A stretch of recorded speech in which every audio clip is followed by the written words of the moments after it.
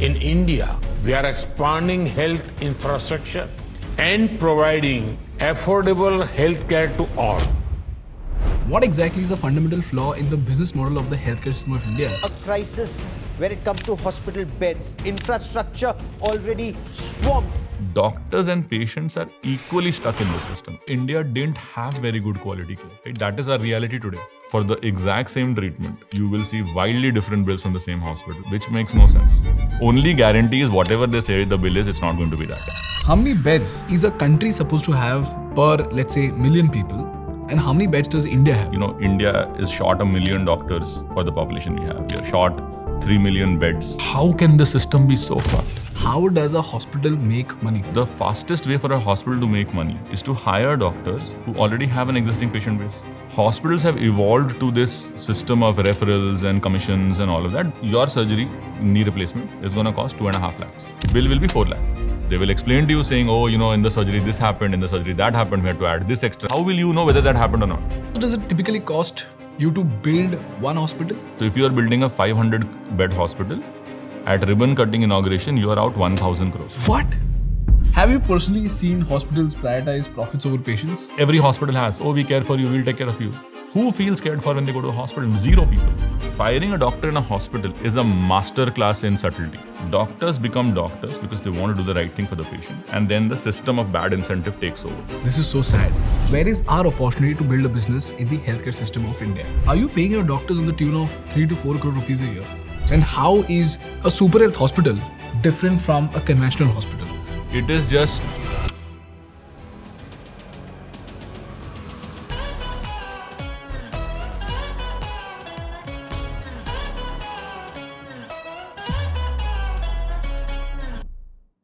Before we go any further, a big shout out to our education partner Odoo. Now, if you've been thinking of launching an online store or if your current one feels like a total headache, listen closely because this can change the game for you. In today's world, we all know that if you're not online, you are practically invisible.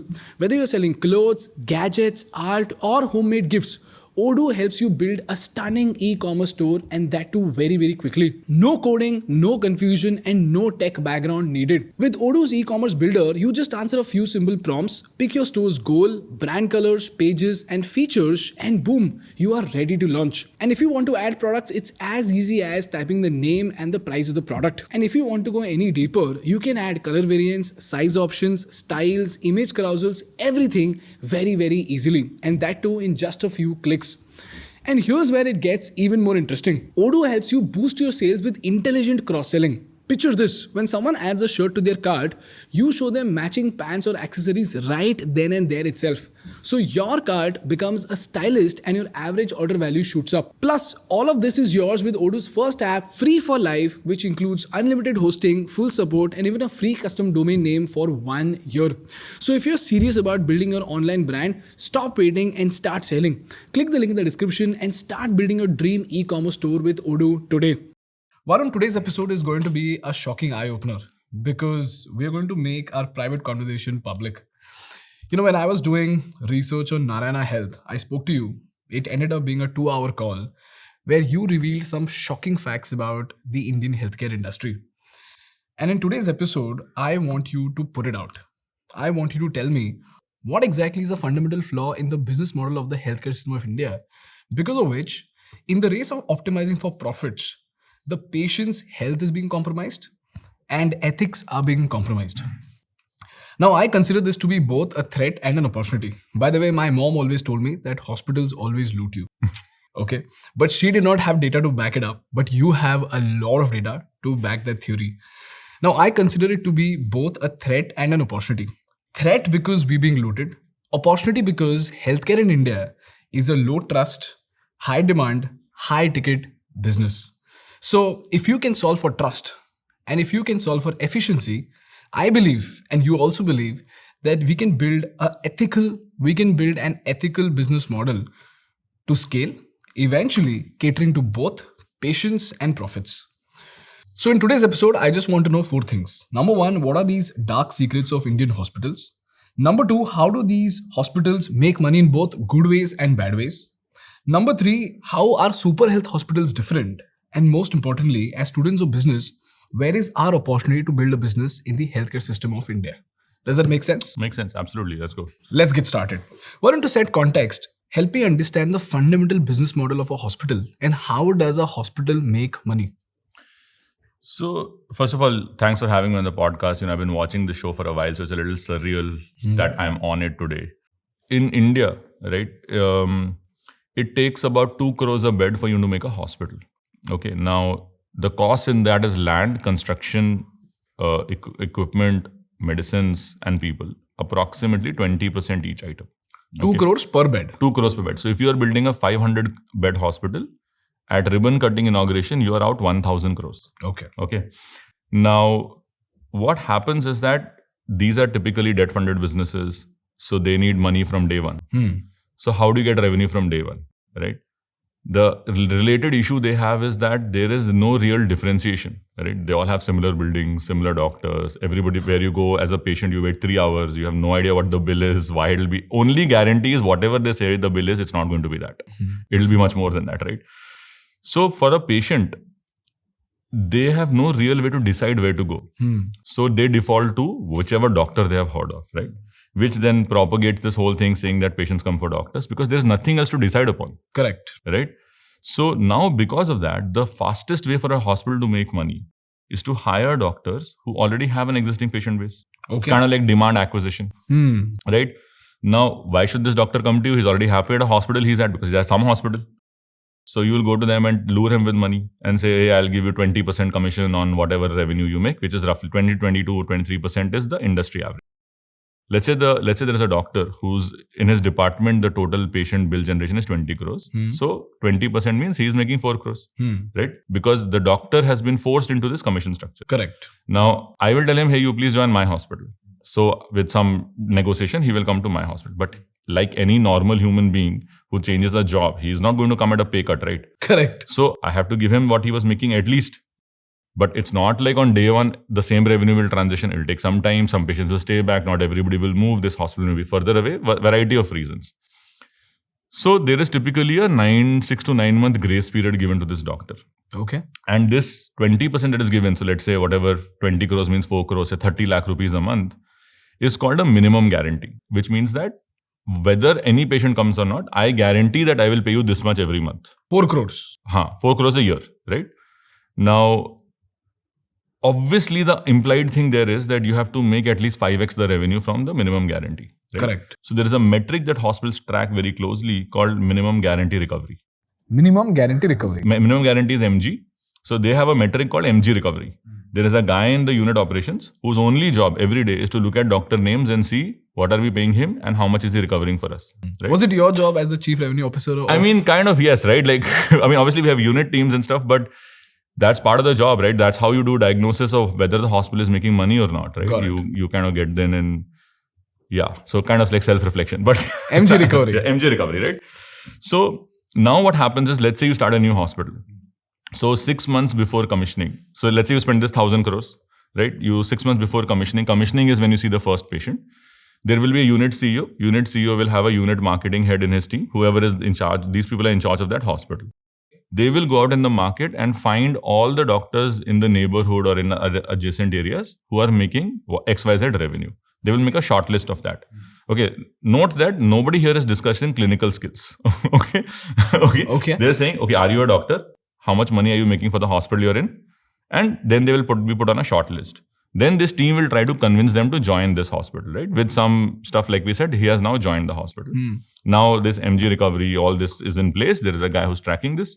6 to 9 months later, someone like me will show up in that hospital and say, boss, you're not on a revenue plan. What's going on? Because I'm the business guy. So I'll talk to the CEO and review and talk to him. So it's called diagnosis kaise hota hai, right?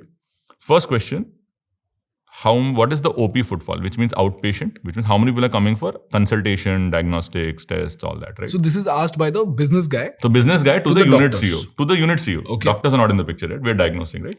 So we're saying, okay, do you have enough OP footfall? Outpatient, which means not admitted, but people coming for consultations. Okay. India is so supply constrained that if you make a half decent hospital, the footfall is never a problem. You have to do something really wrong to not have hospital OPD full. So this is never a problem. The second question they ask is, what is your outpatient to inpatient conversion? It's literally tracked like a funnel, dude. Okay. So typical industry is 8 to 12%. So let's say 10% is your OP to IP conversion. But IP how means- is there an industry standard for this? I mean, everybody knows what is the conversion happening in the industry, right? So you need some benchmark, right? So you say, okay, it's 10%, let's say. Now you'll say, okay, if the industry is at 10%, let's say I'm a group with 10, 20 hospitals. I have a group average of generally what is the conversion in my group. So I will tell that unit, you're saying if my group and the industry is 10%, why are you at 6%? Okay, fair question. Think of it like a sales conversion funnel. Think of it, it's exactly like that. Okay. So then how will we diagnose why are we at this? They will say, okay, now show me this number by doctors. Okay. So they'll put every doctor's name, and in front of that, they will put what is the OPIP conversion. Okay. And everybody who's less than 10%, the CEO will call that doctor and talk to him and say, you need to fix this. So what you need to fix this means what? Right? If he's an orthopedist, you're going to get a knee replacement. So we have doctor 1, doctor 2, doctor 3. What Right. is the outpatient to inpatient ratio, right? So this ratio has now been looked at, and the doctors who are below a certain threshold are having a conversation with the unit CEO, saying that you need to fix this. So fix this means you have to prescribe more surgeries, all that, right? Remember, he is under pressure already because he has come on this MG model because they are not willing to give him a salary model. Of course not, right? So now the doctor has a dilemma. What should he do? Now let's understand this from a doctor standpoint. See, it's a big myth that doctors are in on this. Okay, doctors become doctors because they want to do the right thing for the patient, and then the system of bad incentive takes over. They are even in a worse situation than the patient, right? Because the patient has to deal with the system once in 5 years. Doctor has to go and deal with this every day. He also has no choice. So let's take an example where, let's say someone like me shows up in the hospital and says, you need to do this. The doctor says, no, Varun, this is not right. I will not do it. And many doctors will fight for it. Okay. So what will we do? We have already spent 1,000 crores. We need the revenue. Otherwise, how will we pay the bank loans? So you have deployed capital. You need return on that capital for investors. So what are you going to do, right? So you have to let go of this doctor. But firing a doctor in a hospital is a master class in subtlety. Okay. So how do they do it? The hospital doesn't want to take a fight with the doctors also, right? They want to be respectful, which is the right thing. He's the doctor. So what they will do is that they will hire one more doctor in the same department. Okay. And transfer patients from reception to this new doctor who's under significant pressure again to do surgeries that the first doctor was refusing to do. Now this first doctor has got the message saying that, boss, you can't continue here. So what is he going to do? He is going to apply to other hospitals. Unfortunately for him, every hospital has this model only. So when he goes there, what many people don't realize is that the gatekeeper of a doctor in a hospital is the sales team. It's not the medical team. Okay. The medical team does a basic check saying doctor skills, documents, all that is in place. But the sales team will decide which doctor will get hired, right? Now, when the doctor applies to, say, hospital B, they will call the team at hospital A and say, well, why did you fire Dr. Sharma? Why is he applying here? What happened? So the hospital A sales team will say that, Dr. Sharma is a great guy. Patients love him. But, his conversion is only 6%, which means that he's taking patients outside the hospital. So this is a medical risk for us. So we don't allow it. Which means he's taking patients outside Which means the hospital. that patient requires surgery. It's below numbers. How can it be below the industry average? So he must be taking the surgeries to some other hospital. So ये बस speculation है. Of course, no one. Why would the doctor do all this? He's already in the hospital. Correct. Right? Patients already agreed to the surgery. Why would he do all this? So, but they can't technically say that commission. So they will say this. But the message received on the other end is this. That if you hire this guy, your conversion, OPIP won't happen. So then what will happen? They'll not hire this guy. So what is this doctor's option? His only option is to take a huge pay cut and join a small hospital or start his own hospital. Neither of which a doctor wants to do, which is a ridiculous choice, right? Imagine if every CA had to open his firm or every lawyer had to open his firm or every creative person's only option was to start his own agency, right? Of course not. This makes no sense. So this doctor also has EMIs. He has a life to live. He has kids' tuition. All this he has to pay. Not like it's cheaper for him just because he's a doctor, right? He pays retail price and everything. So how will he do all this? He also took 15, 20 years to become a good doctor, right? So there's a lot of that investment. His peers are making more money. He could have been a software engineer, made more money. So all this is happening in his life. And then there is a person saying, your entire life will end if you don't do this. What are you going to do? Right? So doctors and patients are equally stuck in this system, equally badly. In fact, I would argue doctors are stuck worse, right? So this entire thing adds up across doctors into the revenue for the hospital. Now see, I appreciate why this model has become so prevalent. Okay, even though everyone started with the right thing, saying let's build high quality. Think of it like a consumer internet company.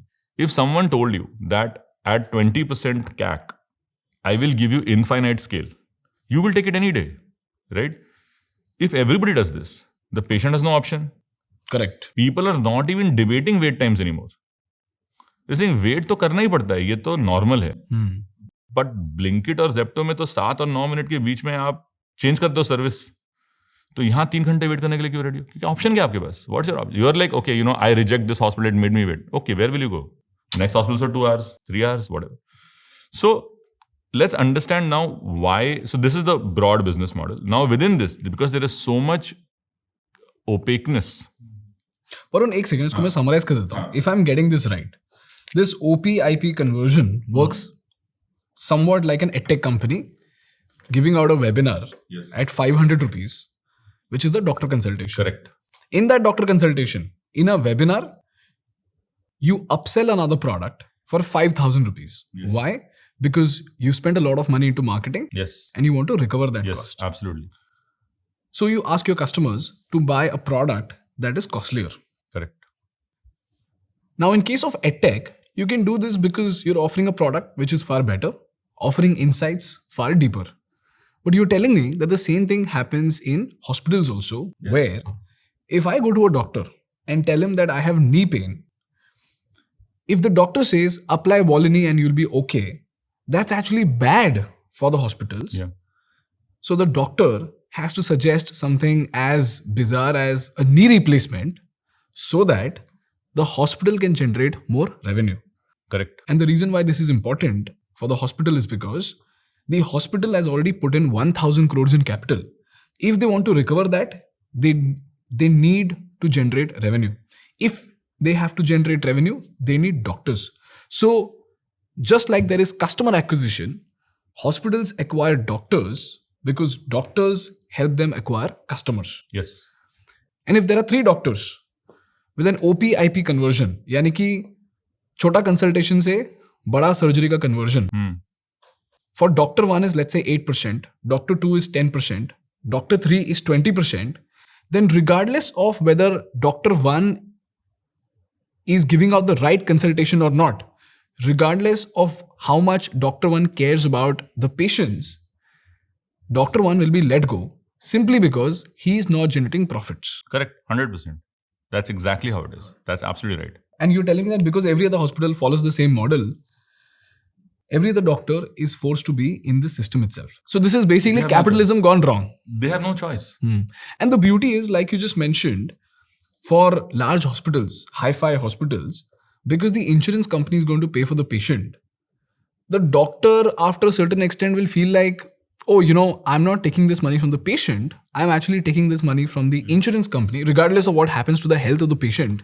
It's okay. So I will make money. The hospital will make money. And the insurance company is paying for it. And the patient, well, economically, the patient is untouched. Yeah. But health-wise, the patient is messed up. And doctors eventually do not care about it because they can't care about it. Yeah. I mean, you know, I would not say that they don't care about it. I think, at least in my experience in the last 10, 15 years that I have been, you know, in some ways in healthcare, doctors care deeply about all this. Okay. It's every single doctor that I know, and I know thousands of them and I spend a lot of time with them. They are deeply frustrated with this. The problem is there is no alternative for them. What are they going to do? See, think of it. Let's go back to your example of this whole OP-IP and all of this, right? So imagine that this doctor has now been forced to come in with this MG. Now, what else they could have done? So let's look at the doctor models. There are 3 possible models. Okay. First is this prevalent model, which is called MG recovery. Okay, MG recovery model is available to doctors where the hospital has high confidence that this doctor will generate revenue for them. So they're willing to lock in upfront with money. Then there is a model which is called fee for service or FFS. Fee for service. Okay, which means that there is no upfront guaranteed payment. Okay. You will get, for every patient you bring, I will pay you XYZ commission. Can you give me an example? So as an example, let's say I am, a cardiac surgeon, suppose, right? And the hospital is unsure how much volume and demand I can generate. Right? Okay. Because maybe I'm a new surgeon or they couldn't get validation or whatever XYZ reason. So what they will tell me is that, okay, cool, I will give you rights to come and do this surgery in my hospital, but I'm not committing any upfront payment to you. If you bring 10 patients and generate this much money, I will give you this much commission. But how will he bring in 10 patients? Because the patient is already coming to him for consultation. Okay. Right? So now let's say the doctor has a clinic somewhere and he has some ex-patient. Let's say a patient comes and says, okay, you need this stent, right? Now the stent has to be put in an OT, some operating theatre. Stent क्या होता है? Stent is this thing you put for a cardiac blockage. When you don't have heart pumping, there's a blockage in the artery. So they will put a stent which will essentially expand the artery so that the blood flow can continue. Now, when you put that stent, it has to be put in a proper operating theatre. Okay. So now the doctor is in a clinic. So he doesn't have an operating theatre. So he'll go to a hospital for the operating theatre. Got it. The hospital say, cool, you book the surgery. If you generate, say, 1 lakh, I will give you 20,000. If you generate 2 lakhs, I'll give you 40,000. Got it. Okay. But since I am not sure how many patients you will bring, I cannot commit to you saying that whether you bring or not, I will give you X money upfront. Got it. So Right, there is so no minimum guarantee. There is no minimum guarantee. You fee for service. For every service, I will give you a fee. Almost like a commission model. It is 100% a commission model. MG is also a commission model. It is just that I have high confidence. I'm willing to pay this upfront. Right? The third model, which they should actually be doing, is a full-time salaried doctor. Why would the doctor say no to that model? That is the model doctor would prefer. Correct. Where, like all of us normal people, we get a fixed salary at the end of the month. That's what should happen to doctors. I mean, think of it as a comparison to a tech company. Imagine if Ola or Zomato told their engineers, I will pay you for every line of code. First of all, they'll be able to hire 0 engineers. Number 1. Number 2, what do you think will happen to the code base? It will have as many lines of code as they can write because that's what their pay is dependent on. Right? Imagine further that these tech companies told their engineering teams that, hey, you know what? Your money depends on how many apps get downloaded. Then what is the marketing team doing? Correct. Right? So, doctor in a healthcare system is the same as engineer in a tech company. But somehow the doctor has become the product, the engineer and the marketing guy. Why? Correct. This is, in my opinion, full abdication of all responsibility by the hospital teams. Right? It's the marketing team's job to sell a value prop. It's the hospital's job to actually build a value prop that brings patients. Right? And it's the doctor's job to just treat the patients. patients. Yes. Sounds pretty basic, right? Like, I'm like, why it is not working like this? I am not understanding. I mean, I thought that's how the world works. Unfortunately, for patients and doctors, that's not true. Right? And doctors are generally at the end of it. So anyway, coming back to that discussion we were having, right? So now this doctor is in the system. MG recovery is a revenue goal. Right? So what will the doctor do? Now, the doctor is in the system now. He is being tracked on this on a daily basis. The operations team is coming and hounding him saying, what is happening? So now doctor also knows this data points. No. So he knows that if I see 100 patients in my OPD, 10% will require IP, suppose. But this is maths. Some day it could be 8, some day it could be 12. Correct. I need 10 total admissions a day. Patient could say, I am not sure, I can't afford it. I'll do a second opinion. All this can happen, right? But I have an absolute target of 10. So what will I do? I will do the only thing I can do. I can either see more patients in the OPD, so that definitely there are 10 admissions possible, and or try to bill more. Right? This is for which model? Any model, right? Especially in the MG model, right? So in a salary model, you're getting a fixed salary, so you're going to do the right thing. So you don't really care. You don't really care, right? You tell the right thing. Whether the hospital makes money, doesn't make money, is the hospital's problem. Correct. An example of the same is an edtech company's sales team. Right. So if you have incentives for sales, what the sales team will do is they will try to sell the course to even those people who do not require the course in the first place. And that's what happened to a unicorn company that went bust, right? Yes. But if the sales team is incentivized only to educate the customers and give them 5-star customer experience, regardless of the sales, if they are paid a salary, they will not be incentivized to do the wrong thing. So you're telling me that doctors are acting as salesmen and not as doctors. Yeah, doctors are really being forced into that here. It's quite bad. So doctor will, in somehow system will balance it out by saying, see more patients and or bill them more, which will happen at the billing desk, which is why your bill is never the same what they tell you. Correct. Right? Because the billing guy is going to do an assessment of saying how rich you look, what's the watch, where do you stay, they'll ask your address. And many patients would have experienced this, right? It has gotten so normalized, it just angers me. Okay. So you go to a hospital, let's say for all good reason you need a surgery. So you go to the hospital, you go to the billing desk, there is an estimate desk whose only job in their life is to give you an estimate for the surgery. Okay. They do this day in, okay, it's your first surgery as a patient, but they do this day in and day out. Correct. Okay. For someone who does this thing day in and day out, how can you get the estimate wrong every time? I don't know. So they'll say, okay, your surgery, knee replacement is going to cost 2.5 lakhs. Okay. So you're like, okay, cool, you agree to the surgery. Bill will be 4 lakhs. How? Because that's what the bill is. Because they will explain to you saying, oh, in the surgery this happened, in the surgery that happened, we had to add this extra, we had to add that. How will you know whether that happened or not? Whether that was required or not? You don't know. Right? But between then, they have all assessed that because your insurance package is bigger or whatever the reason may be, right? And because of that, your bill will go up. Right? Now, as a patient, like you said, if you're an insured patient, you don't really care. You're like, insurance is going to pay the money. I would actually, a side note, I would argue that even the insurance company is a victim of the same system because they also have no choice. They have to pay, right? Because you are the premium paying. Which is why mis-selling happens over there also, no? I mean, insurance companies are in really deep shit, dude, in my opinion, okay? They are paying out 90 to 100% of the premium as claims. There is a very real chance that if this continues in 5 years from now, we don't have an insurance system because why would you build a company where 100% of your revenue is going out as claims? This makes no sense. So anyway, a patient walks in, he's told this is the bill by an estimate desk whose only job is to give estimates. And the only thing that happens is the estimate is never what they say it is. But you are the expert at this, right? As the hospital, you should know exactly. Like, can you imagine you went to a restaurant and spoke to the chef and chef said, your meal is going to cost between 1 to 5,000 rupees. They're like, dude, like I'm ordering a pizza, right? You should know. They cannot come and say, no, today we grated little extra cheese, so you have to now pay 50 rupees more. Makes no sense. Or let me give you another example. Let's say you take a flight and you go from Bangalore to Delhi. Okay, you paid Indigo 10,000 rupees. When they reached Delhi, there was fog. So they had to circle for 45 minutes. Okay. And when you landed, they told you that, oh no, you can't leave the plane because we didn't think about fog. So you can't leave the plane till you pay 5,000 rupees more. Will you accept it? No. But we accept this every day in the hospital because we are like, oh, maybe it was more. But it's his job to tell you how much it will cost, right? But the reason is not because they're bad at their job. It's actually because they're very good at their job on the billing desk, right? So they'll figure out how much they can charge you and then they'll charge you that. And in fact, it has even gotten systematized. Okay. So for every hospital in a relationship with an insurance company, they have tie-ups for rates and everything. For the same procedure, they will have two kinds of rates.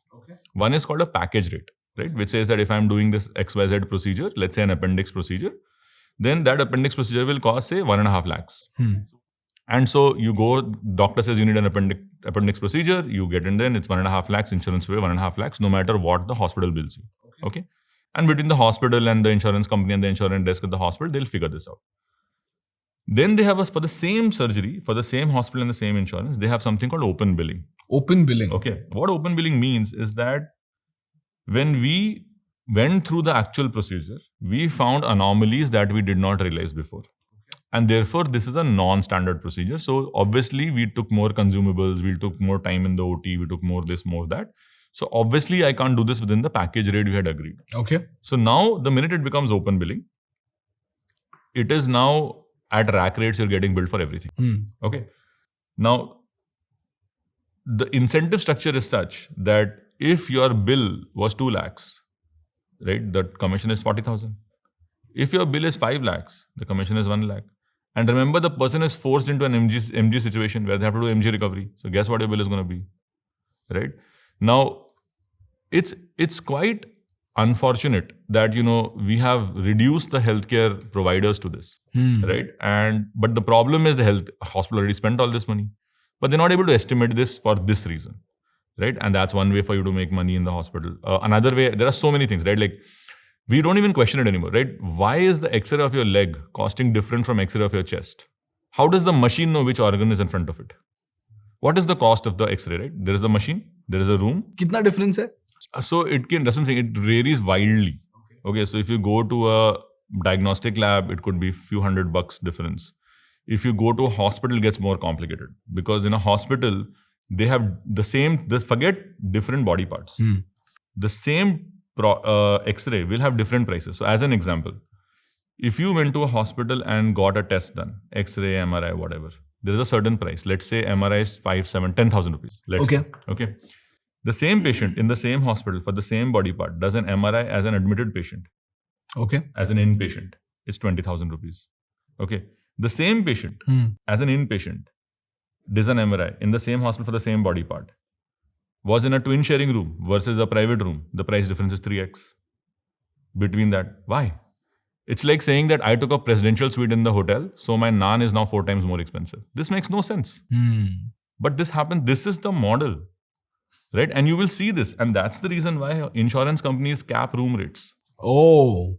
Right? Because you show up in a presidential suite, now everything is 3x. Why? But the surgery took the exact same time. It's the exact same consumable. It's the exact same doctor. So why is it costing me 3 times more? Just because the room got changed. So what happens because of that? You will end up taking a twin sharing room. Correct. Twin sharing room is materially worse for you as a patient. Right? Because imagine you just had surgery and you had someone else coughing next to you. Why do you want that? How is that better for you? It's not. It's a cost problem. Because it has been created that a single room is somehow more expensive. Would you share a room when you went to a hotel with some random stranger? Of course not. You're not even sick then and you're not willing to share. Why are you sharing this in the hospital? Why is the rate so wildly different between you in a twin sharing room versus you in a private room? For everything that has nothing to do with the room. Yeah. And this is the norm. This is not an exception. This is the norm. This is the model. But this is so scary. It's insane. It's absolutely insane. And you also told me something about people looking at your watch, your shoes and your clothes. Yeah. What was that about? I mean, they will try and assess, right, how much money this guy has. Because remember, they have a revenue target. Everybody has a revenue target, right? So the billing guy has a revenue target, the estimate guy has think of it like this. Why is there an estimate desk required? Don't you know what a surgery should cost? What is the component of a surgery? There is a OT time, there's anesthesia, there is consumable, there is electricity, and there is surgeon, and there is a team of surgeons. Correct. Why does this change from one knee surgery to the next knee? It doesn't. It's the same. So what do they exactly do? Do they have a look at your watch and give you a different rate? See, I mean, it's a combination of things. Like they'll try and do an assessment. Like walk me through an example. See, as an example, let's say you go to the estimate desk, right? They'll say, okay, what insurance provider do you have? So if you have an insurance provider, then it's a little bit easier because the insurance provider sets the rates, right? But then you could get into an open billing, non-open billing thing. But anyway, your insurance provider will manage that. Let's say you're a cash patient. Cash means you're paying on your own. Correct. Right? Now, huge negotiation will happen on that bill. First of all, typically your cash rates, right? Cash doesn't literally mean cash. It just means you're paying on your own. There's no insurance involved. Although in some cases people do bring cash. The cash rate generally is a lot higher than the insurance rate. Right? At least 10-15% is higher because the insurances try to do a negotiated discount. Within that, now the cash rates have no ceiling, right? Like the rate can be whatever they tell you. How do you know what the rate is? Correct. If you go to any hospital's website today and you search, right, they will tell you these estimates that are public. The estimates for a procedure are something like 1.5 to 3 lakhs. Dude, that's not an estimate. That's a guess, right? Like, I mean, I could have guessed 1.5 से 3 lakh रुपए लगेगा अगर मैं बड़े hospital जाऊंगा तो, right? Correct. So now they're trying to gauge in the conversation saying, okay, what else could happen? What else could happen? What else could happen? Sometimes genuinely extra things happen. I'm not saying it's all bad, but through this conversation, there will be an assessment, right? Otherwise, why do you need an estimate desk? Why is someone sitting and there is a room called financial counseling. Financial counseling? For a guy who's paying cash. I'm like, why? They will explain to you why, what costs and everything. Okay. Then you will get an estimate. Then you can negotiate that estimate. Then it will come to a lower price. Right? And so if you had an estimate, why is there negotiation in the estimate? Right? So what is all this, right? This is like you're trying to buy a car. Correct. Right?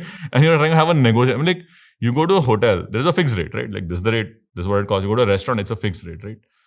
That is not the case in hospitals because they're trying to constantly assess by various signals. Now, how well, how unwell, I don't know. But the outcome is that for the exact same treatment, you will see wildly different bills from the same hospital. Which makes no sense. So basically you're saying that if you're paying by cash, when you go to the hospital, look poor. I mean, that might help. That might help for sure. Imagine someone is coming in with so much trust in the hospital saying, I think you will save my life. And the hospital is like, okay, how much money can I make here? Okay. Like, go talk to the people at the hospital, the ground unit teams. Okay. And ask them how many of them would bring their own family to the hospital they work in. The answer will surprise you. Really? Yeah. Have you done that? I have been told this. So, when I used to work at that hospital, my wife had to go through a procedure. So, look, I am a brand loyalist, right? So, I was like, why should I go to somewhere else? I will go to my hospitals. Then I was told by someone fairly senior saying, no, we don't do this well here. You should take him somewhere else. I don't bring my family here for this. I'm like, if you don't trust them with your family, why are you saying it's okay for someone else's family to do this? Like, this makes no sense. They're like, no, I go to this other hospital. They are better. They don't do all these things that we do. I was like, okay, that kind of sucks. Have you personally seen hospitals prioritize profits over patients? Every day.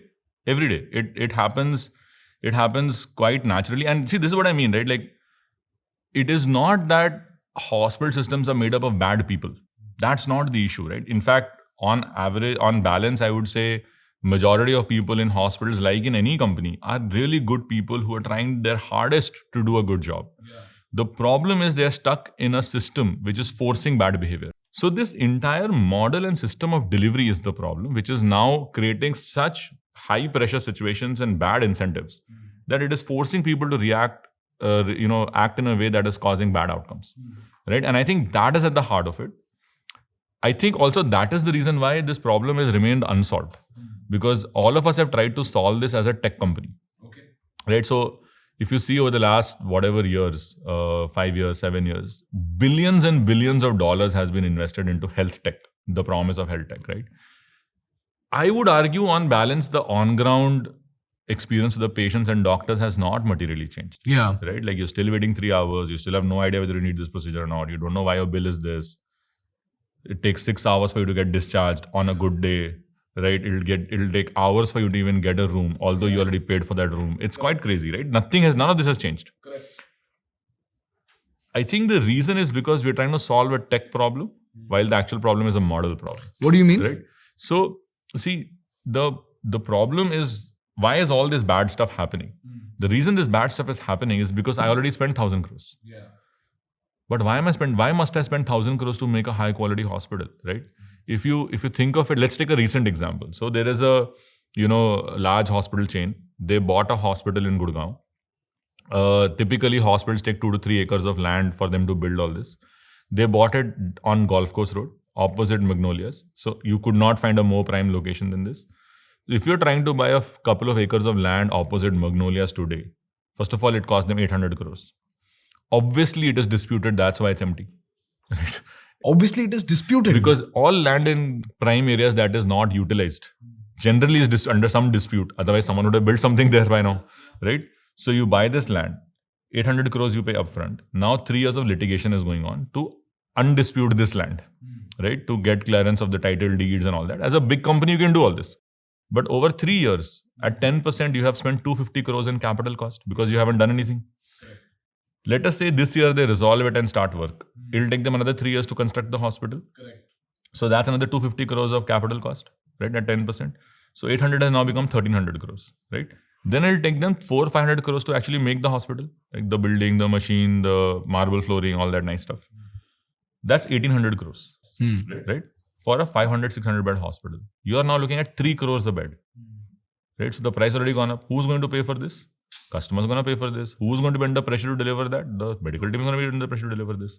But if you think about it, of this 1800 crores, the first 1300 crores has nothing to do with the medical quality, right? Correct. That is just model cost. That you have to buy land, you have to build this building, you have to do all this, right? The building and the machine is still the 500 crores only, right? So why are we building it like this? The reason we're building it like this is because this is what the US does, right? They first send you to a clinic, then they send you to a slightly bigger hospital. Then finally, insurance lets you go to a big hospital saying, okay, fine, you're not getting well, you go to the doctor and see the doctor in the hospital now, right? We don't have to do that, right? In many cases in India, we have leapfrogged a lot of technology and models in many industries. I think we should do the same thing in healthcare, right? Anyway, patients are not happy about going long distances, right? Its traffic is too bad. I am from Bangalore, I can tell you, anytime I have to go more than 3-4 kilometers, I am like, zoom kar lete hain. So, and other cities are not much better off. So, if the patient is not willing to travel large distances, why are we making these destination centers of 500, 600, 1000 beds saying, oh, from all over the country, people should come here? Why? Just make it nearer their house. But you also mentioned that India is 3 million beds short, right? Yes. which means that there is shortage of beds. Yes. And you also mentioned that if you have a hospital, you will have no problem of footfall. Correct. And considering the large population that we have, we obviously need to have hospitals with very high capacity, isn't it? We need to have a lot of bed capacity. Does it all need to be built in one location is the question. Got it. So what you're saying is concentration is not necessary, Not necessary. but capacity is necessary. Yes. Okay. Yes. So we have to build many more beds. I can say it's a great business. Everyone should try to build it. The problem is that it takes a lot of capex to build it, the way we build it today, right? But I think that model is quite outdated. I think 50 years ago when we started with this model, there was a lot of good in this model. It brought a lot of high quality healthcare to India. It's the reason why we in some ways reversed the brain drain of doctors because they were going and leaving to international countries. Now they're coming here. We do in these pockets very, very high quality care. There's no question about it. But what do you mean by high quality care? Because if that high quality care is unnecessary, That's true. I agree with you. right? I agree with you. So knee replacement is fine. yeah. But if you're mis-selling knee replacement to me and you Yes. do it in the best possible Yes. way, it's still high quality care which is unnecessary, which is costing me a lot. And obviously once I get my knee operated, I'm not going to be the same, Yes. right? So my argument over here is, on one side you're calling it high quality. On the other side you're saying that there is mis-selling that's happening. I mean, both these things are quite contradictory. No, that's true. So you're right. I think what I'm trying to say is that medically, when we do a procedure in these pockets, we do a really good job with these procedures, right? Now, whether you needed the procedure or not is a model problem, right? Got it. But the skill, the technical skill of the doctors, the devices we have, the infrastructure we have, the pharmacies we have, the consumables we use, all of this is top tier, right? But yes, if you didn't need it, it is materially worse for you, which is a model problem. So the good news is that we have technical skills available. Got it. The bad news is that it's being deployed in a manner that is not consistent with great patient health. And I think that is the part of the model that we have to change. Got it. So the first problem that you mentioned is high capex, which is leading to a sales incentivized structure and not a patient's health incentivized structure. Correct? Okay. And Varun, when we were having this conversation, you also told me something about the design of the hospitals. Yeah. And I gave you this example where I went to this highly prestigious hospital in Mumbai, which was so shitty that all I had to do was just keep roaming around. And the hospitals, first of all, they're too big. I mean, that's not a problem. But the design is so terrible that for somebody who's broken a leg, this person has to go to the third floor and then go to the end of the floor and then come back, do the billing, go somewhere else, come back because X-ray has been recommended, do the billing, go back to the X-ray. I mean, it is so terrible that when I took my friend, I mean, he was not exhausted. I was exhausted because he was on the wheelchair. Okay. I got exhausted because, and I was just thinking to myself, if this guy came to the hospital alone, like what is he going to do? Yeah. I mean, I have seen places in which people have gotten lost in a hospital, right? Like we had an incident where, I mean, not Superhealth obviously, but like, where I was before, where we had this security alert because someone lost their father in the hospital because they went to park a car. And in between, the elderly gentleman went inside, and then the hospital was so complicatedly designed that they couldn't find him for 2 hours in a hospital, and they found him later. So, it's a really important thing because it is shocking how hospitals get designed. They're designed by saying, I have this much land. I paid so much for this land. Okay, it's going to cost this much too. So imagine the 1800 crore conversation that we had about the other hospital. Okay. Now, when the architect comes on board, they will tell him, okay, we already spent 1300 crores on this. We have to recover this in so many years. So I need, this is what I think this area can pay. Okay. So I need these many beds in this hospital. End of brief. Okay, That's it. That's it. Now why is all this stuff so scattered, right? Is because the architect is fundamentally now doing space fitting. Right? So they'll say, okay, how many beds do we need? So we need so many general ward, we need so many twin sharing, we need so many single sharing, we need so many presidential suites, all this. So we need 600 beds. Average size of the room bed, etc. is this much. So now in this floor, we have filled the floor with beds. Now I have 100 square foot left. What can I put in 100 square foot?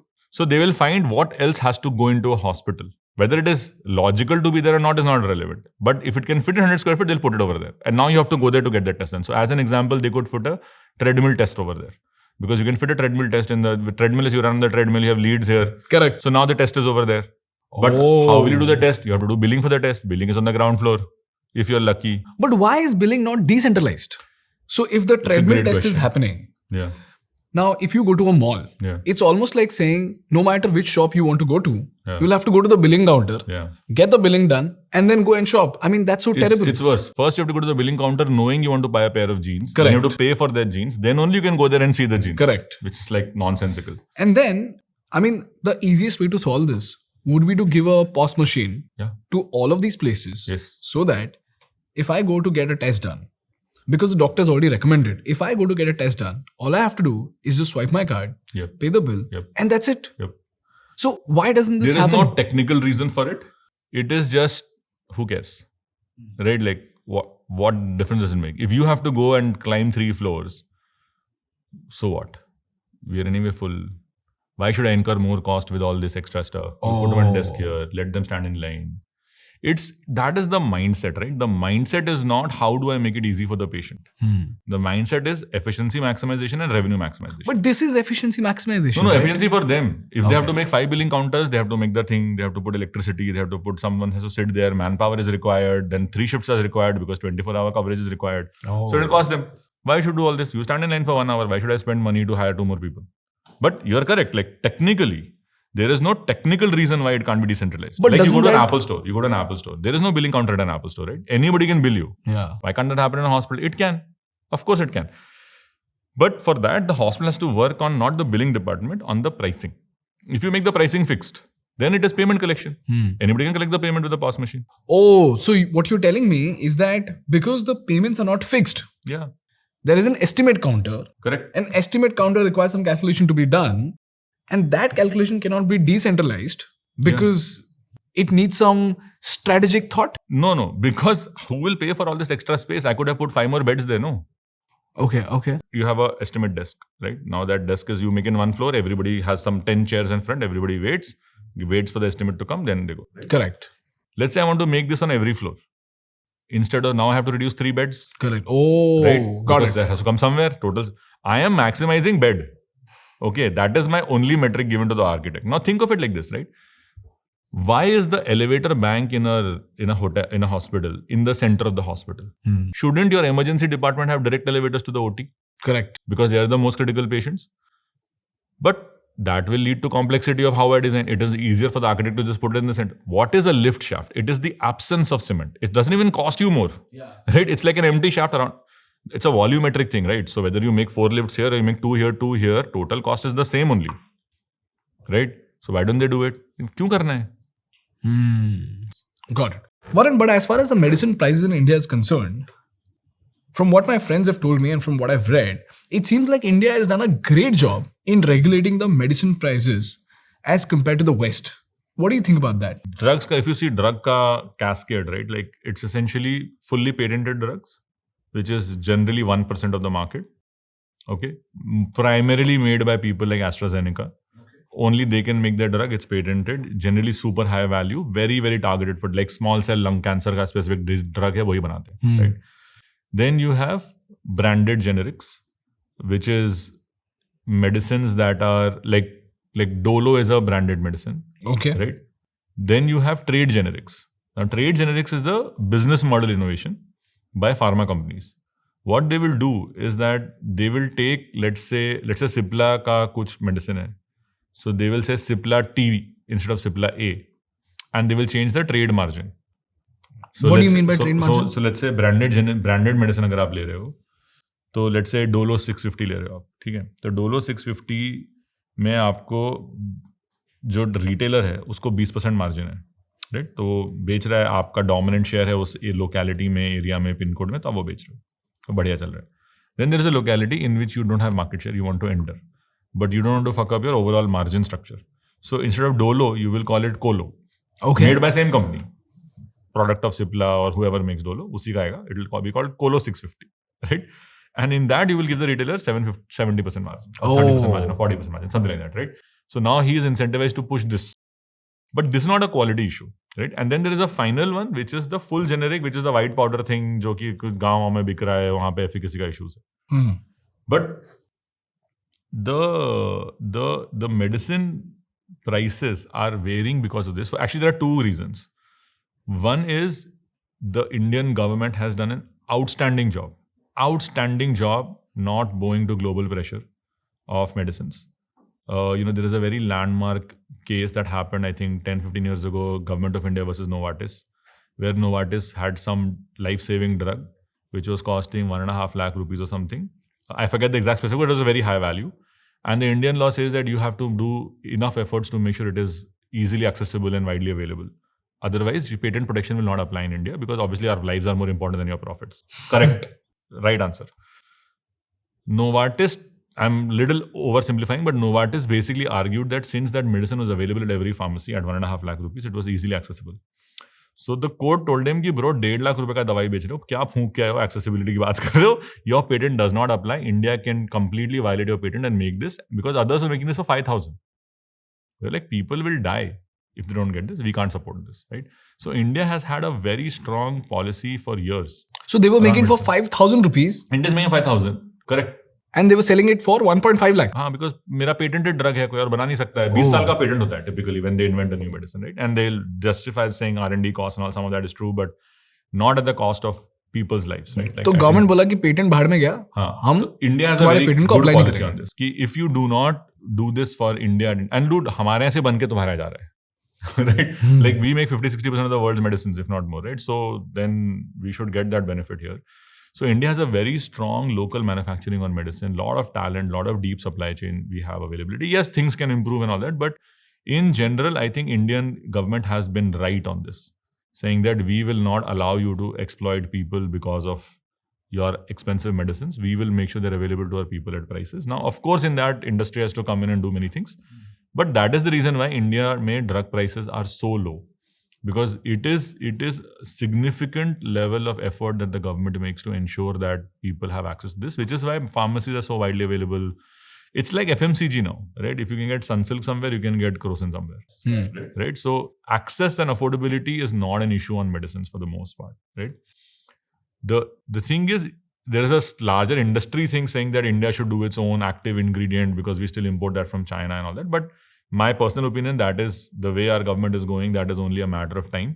It is structurally critical for India though, to make these things ourselves, right? So if you think about the original problem of the cost structure of healthcare, right, that we were talking about, lot of the equipment today is made by international companies. वो 3 ही लोग MRI बनाते हैं, तो 10 साल से वही MRI 12 crore का बिक रहा है. What other electronic equipment in this world that was made 10 years ago today sells for more than it sold 10 years ago? No. So Varun, if I have to summarize the last 1 hour of our conversation, you've essentially said that capex is the root cause of all healthcare problems in India, especially when it comes to hospitals, where high cost results into a sales incentivized structure. Secondly, we spoke about bad design because they're optimizing for the number of beds. So they don't really care about the customer experience, the patient experience. Wherever they get a space, they would want to squeeze in something that is efficient for them, not something that is convenient for the customer. Or even for the doctor for that matter. Or even for the doctor. That's an irony. And thirdly, we spoke about medicines where India has done a great job. Great. Now, Varun, I am very excited to talk to you about Superhealth because now that you've given us such complex statements, I am wondering, how is a 6-month-old company disrupting this space, which is half a century old and has 1,000 crore problem? How are you disrupting the healthcare space, and how is a Superhealth hospital different from a conventional hospital? Walk me through, how did you manage to solve this problem? So, Superhealth, or, what has now become Superhealth, honestly started as an exploration of my own curiosity. Okay. Right? When I was sort of inside the healthcare system, before I was at Practo with, trying to solve it from technology. So it's a problem I've been trying to understand for almost 10 years now. Superhealth hospitals are hospitals which are hyperlocal. We care about only a 3 to 5 kilometer radius from the hospital. So let's say we are starting the first one in Koramangala. So the Koramangala hospital only cares about 3 to 5 kilometers from Koramangala, right? We don't want Sarjapur patients to come there or Hebbal patients to come there. For that, we'll open a hospital there. Okay. Right?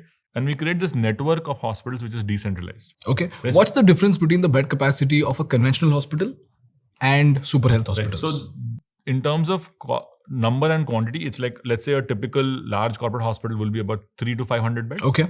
we have a fixed bed count of 50 beds. 50 beds. 50 beds, right? And because the length of stay is 2 days or less, right? So our turnover for the patient is higher. So a typical hospital will have a length of stay of say 3 to 4 days. We would be when we are operationally super efficient, we would be at about 1.5 day. What that means is my throughput is the same as a hospital with 4.5 days of length of stay.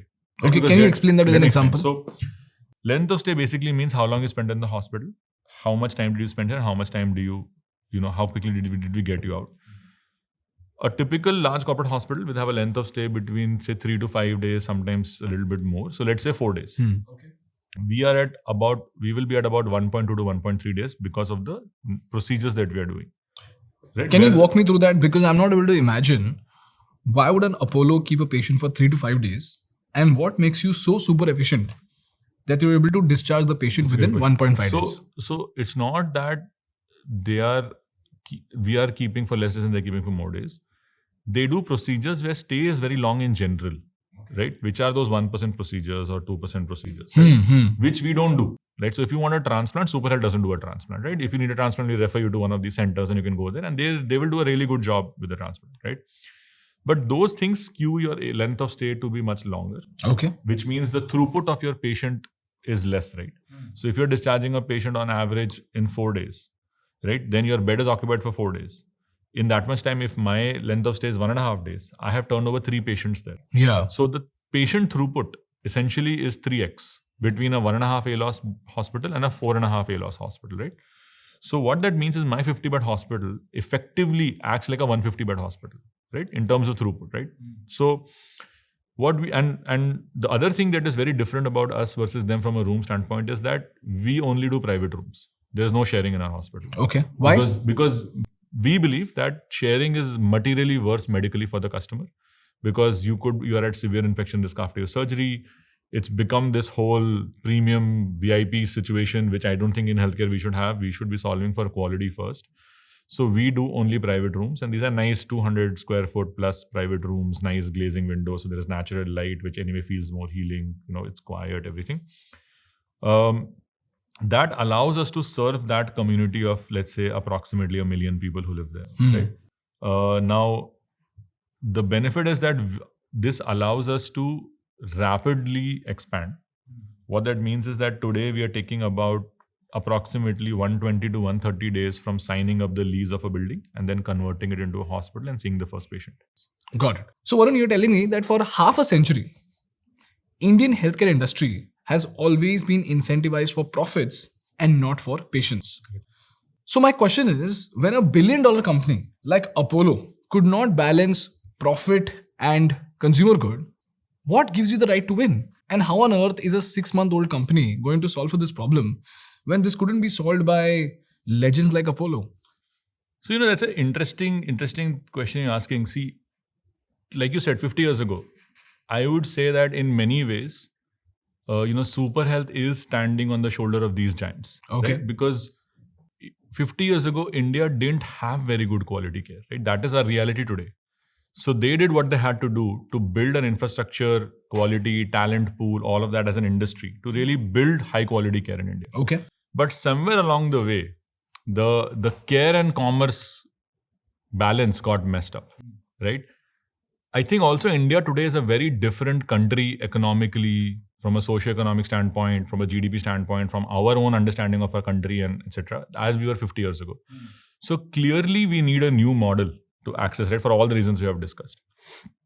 And the only way to do that is to fix the model issue, right? This is what we believe at the heart of Superhealth is the problem, all the challenges that all of us face in healthcare from a industry standpoint, from a doctor standpoint, from a customer standpoint, are not necessarily technology or operations problem. It's not that a big hospital can't hire a great operations person from Amazon and, fix their OPD flow problem. The problem is not that. The problem is a model problem of CapEx that has been going on for many years. Now, why are they not solving it, right? Believe me, I have tried.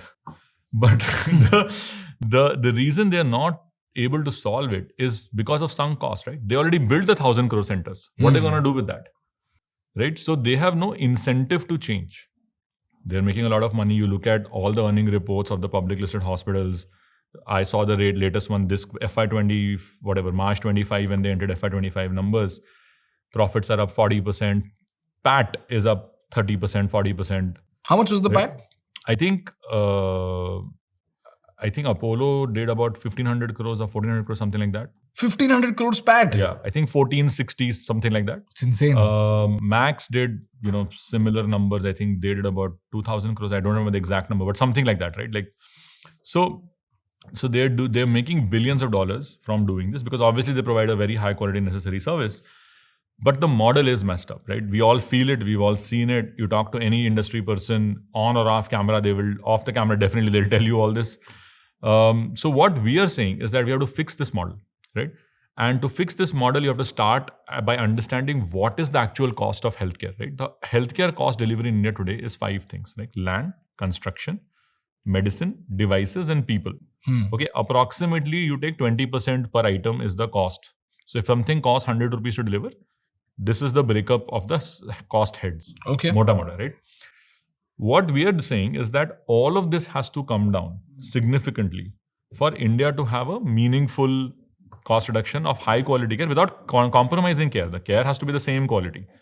So when Apollo couldn't do it, how are you doing it? Land, construction, medicine, devices, and people, 20% each, approximately. So over time, for India to deliver very high quality care at a price that everybody in India can afford, all of these costs have to come down, right? So we are starting in our phase 1 journey by reducing the land and construction costs. So what we do as an innovation is, because we are now not building these 500-bed, 3-acre destination centers, we are able to build an incredibly beautiful and efficient and high-quality hospital in 40,000 square feet of space.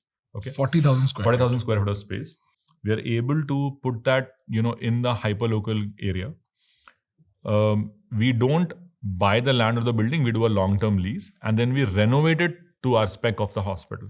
So what is the cost difference? So it takes us approximately, first of all, there is a huge time improvement. So if you remember earlier, we talked about how they had 500 crores of just capital cost because it took them 6 years. Let's break this down again, right? In short, so and then talk about your model. If you go back to the original discussion we were having about a hospital that was recently bought in Gurgaon, 800 crores for the site, and then 6 years of litigation plus construction itself is at 520 crores of to 500 crores of capital cost, right? Plus the actual cost of building the hospital on top, right? So with our model, the 800 and the 500, 1300 crore cost goes away entirely, because I'm not acquiring anything, I'm not litigating anything, right? So the day I sign the lease, I can start work. From the time we sign the lease, it takes us from then only 4 months to renovate and construct the hospital. So about 120, 125 days. Much less than the 3 to 5 years today people take to construct hospitals post litigation, right? All of this reduces cost in a model standpoint, which has nothing to do with your care outcome. Hang on. Right? How does your time of construction go down so dramatically from 5 years to 120 days? Well, first we have better design. So it's much more standardized, it's much more seamless. Secondly, most of our is renovation, right? So we basically take an existing building that is tailor-made to us, that is sort of like fits our spec in terms of height and sort of clearances. And then we strip it all the way down to the core pillars of the structure and we rebuild everything around that. So that saves us some construction time. Got it. So these are not hospitals. These are not they need not be existing hospitals. They need not be. They could be like the one we are doing right now. There used to be a big bazaar there earlier. Oh. Right. But it's a big building. It has high ceilings and all that. So we are able to do it. Similarly, the other important part is that we use a lot of new age technology in the construction. So because we use BIM models instead of typical AutoCAD that many sort of old school construction people use. So you're effectively leasing and redesigning. That significantly shortens timeline, which is direct cost in the model, right? Because there is capital cost, construction cost, all that. Beyond that, we also use fundamentally very different kind of technology for this, right? So a lot of old school construction is done via AutoCAD, right? We actually use BIM, which is Building Information Management Systems. That gives us a hyper precise model of the walls, of the electrical services, plumbing and everything. So it is very, very precisely done. The overlaps are covered.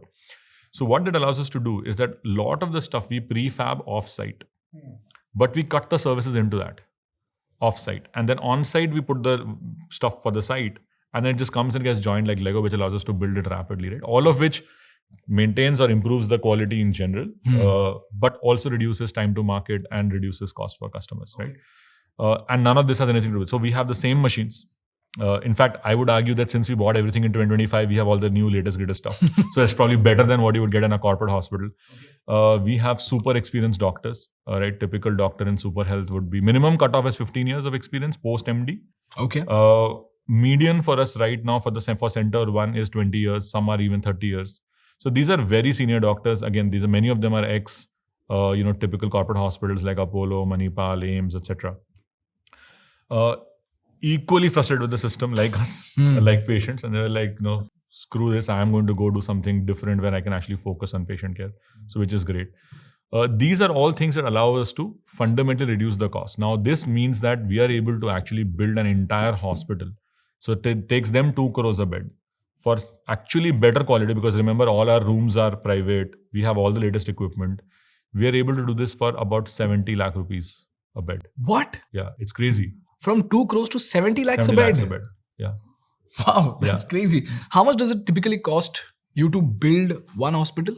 It takes about 15-16 crores to build 15-16 crores to build it, right? And for a 50-bed hospital. So even if you 10x that, that's still 160 crores. Yes, absolutely. Right? As compared to a 500 crore hospital. Correct. So you have dramatically decreased the cost of construction to just 15 to 16 crores, which solves for land and construction. Yes. Got it. Now, which is the next cost factor that you're optimizing for? So the third thing we are solving for in our phase 1 of the company is actually the people cost, right? Okay. And the people cost is less about cost saving. It's more about foundational model improvement, right? So Varun, construction and land is fine. But how are you solving for the incentive model of the doctors? Because like you said before, today, doctors are getting paid 4 crore rupees if they generate a revenue of 20 crore rupees. So I'm assuming in Bangalore, there are a lot of doctors who are making more than 4 crore rupees.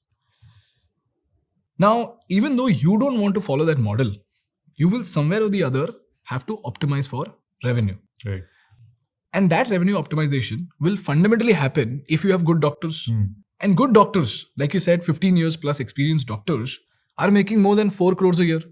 So how are you paying your doctors well, at the same time making sure that those doctors are not incentivized for profits, but for consumer good? Right. See, I think first of all, it's important to understand that all doctors inherently want to do what is right for the patient. Right? Then the model interferes with what they want to do, right? And forces them to do things that they don't want to do. So our conversation with the doctors is very simple, saying that Superhealth has a full-time salary model only. Okay. There is no commission. Okay. There is no referral fee. There is no minimum guarantee to recover. There's none of this. We pay fixed salary like we would have paid to any engineer in a technology company. On top of that, like any engineer in a technology company, we pay them ESOPs in the company. So salary plus ESOP is super lucrative for them. Okay. Right? Because the salary protects what they make today. So it's not like they have to join Superhealth at a pay cut. Right? But we say, hey, we will maintain what you pay, what you earn today. There is no sales target. You have only one goal, which is the patient treatment great? That's the only metric. Okay. Right? In addition to that, because our model is predicated on doing right for the patient, right? So because we don't have referral channels where you kind of give money to people in clinics to bring patients, which a lot of hospital sales team do this day in and day out. Since my value proposition is better experience, fixed pricing, and my conversion requirement for my business to work is 4%, right? I don't have to pressurize anyone to unnecessarily convert patient. So see, to understand this, let's first understand a comparison between traditional hospital and what Superhealth Hospitals is doing, right? So as a patient, when you go to a traditional hospital, even if you book an appointment, right, you will end up waiting for a couple of hours to see the doctor, right?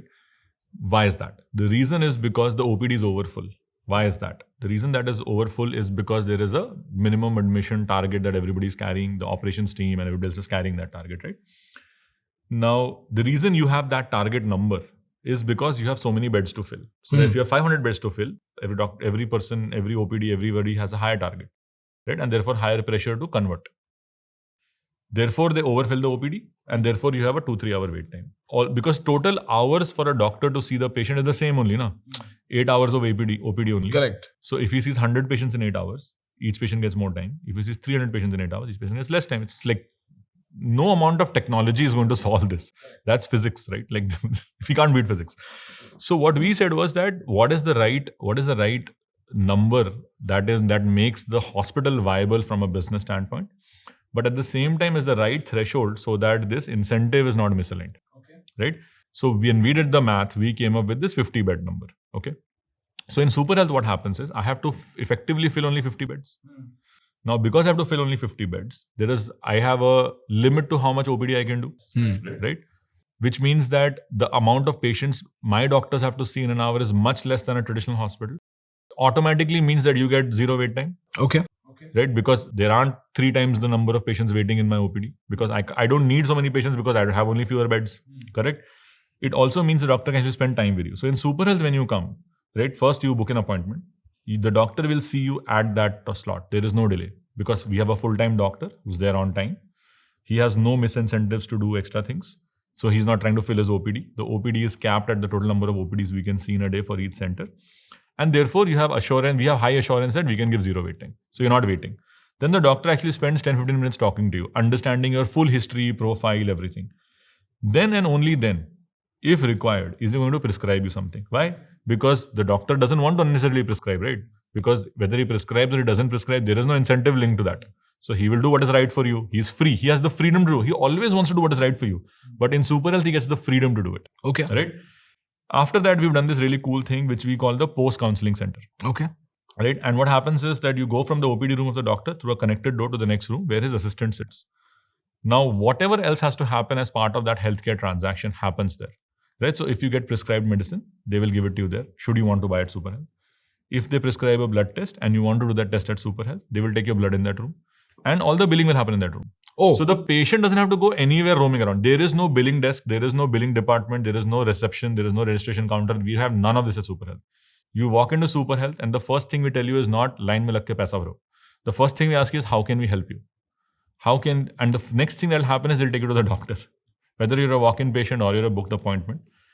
And then we'll take care of you. And after you are feeling better, in the end, we'll talk about the money.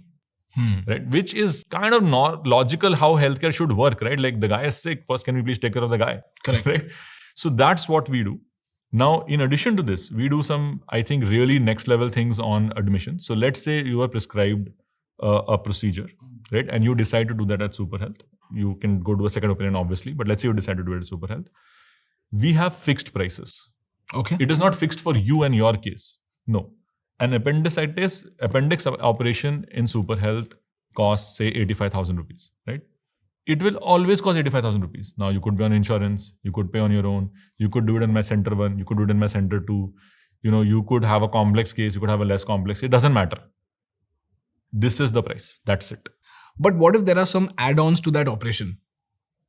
Like you mentioned the stent, right? So it's a great question. So let's understand a fundamental model difference between Superhealth and others, right? So how others do billing is that everything is an indexation. So what that means is that the compensation to the medical team is the total commission of the model price.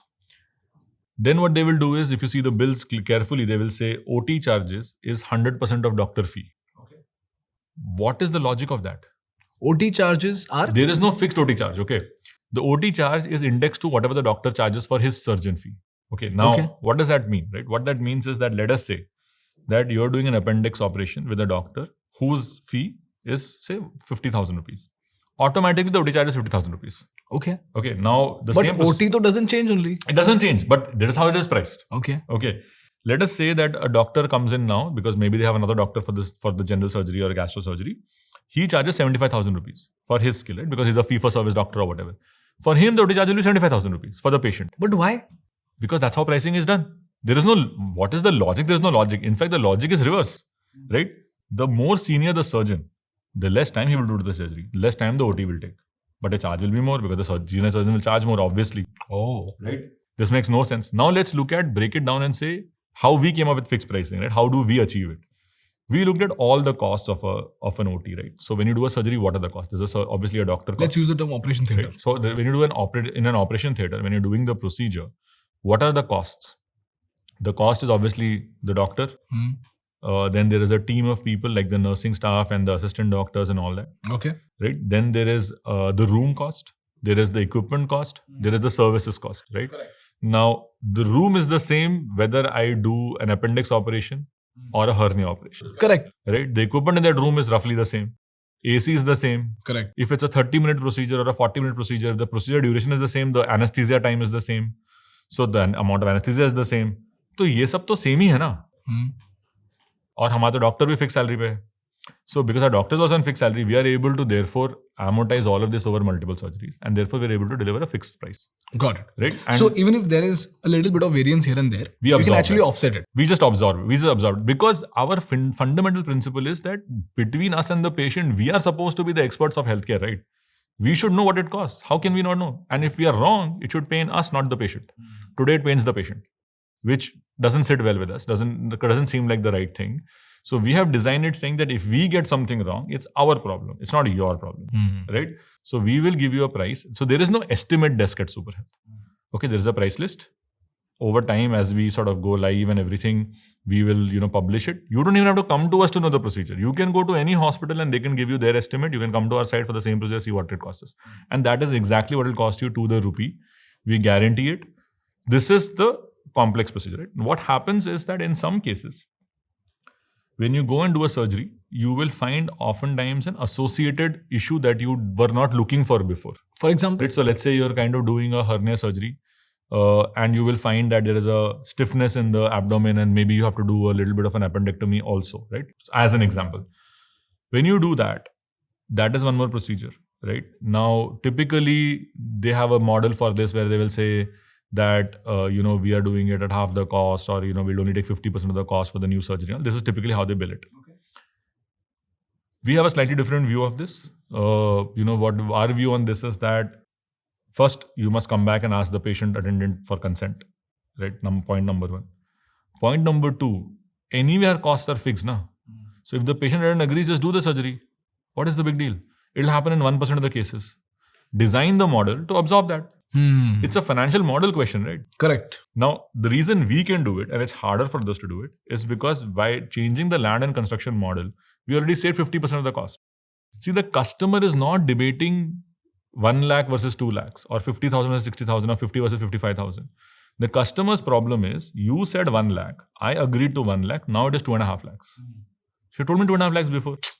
There is no honesty, right? So it's the surprise that is the problem. Surprise is the problem. Right? One larger problem is cost is high. But the point is, I agreed to a certain price and you are nowhere near that price generally. Correct. Right? By the way, which is also why it takes you 3 hours after discharge during discharge for insurance. Because the insurance approved 1 lakh. But now the bill is 3 lakhs. So insurance is like, bhai, you said 1 lakh. Why is it 3 lakhs? Show the bill.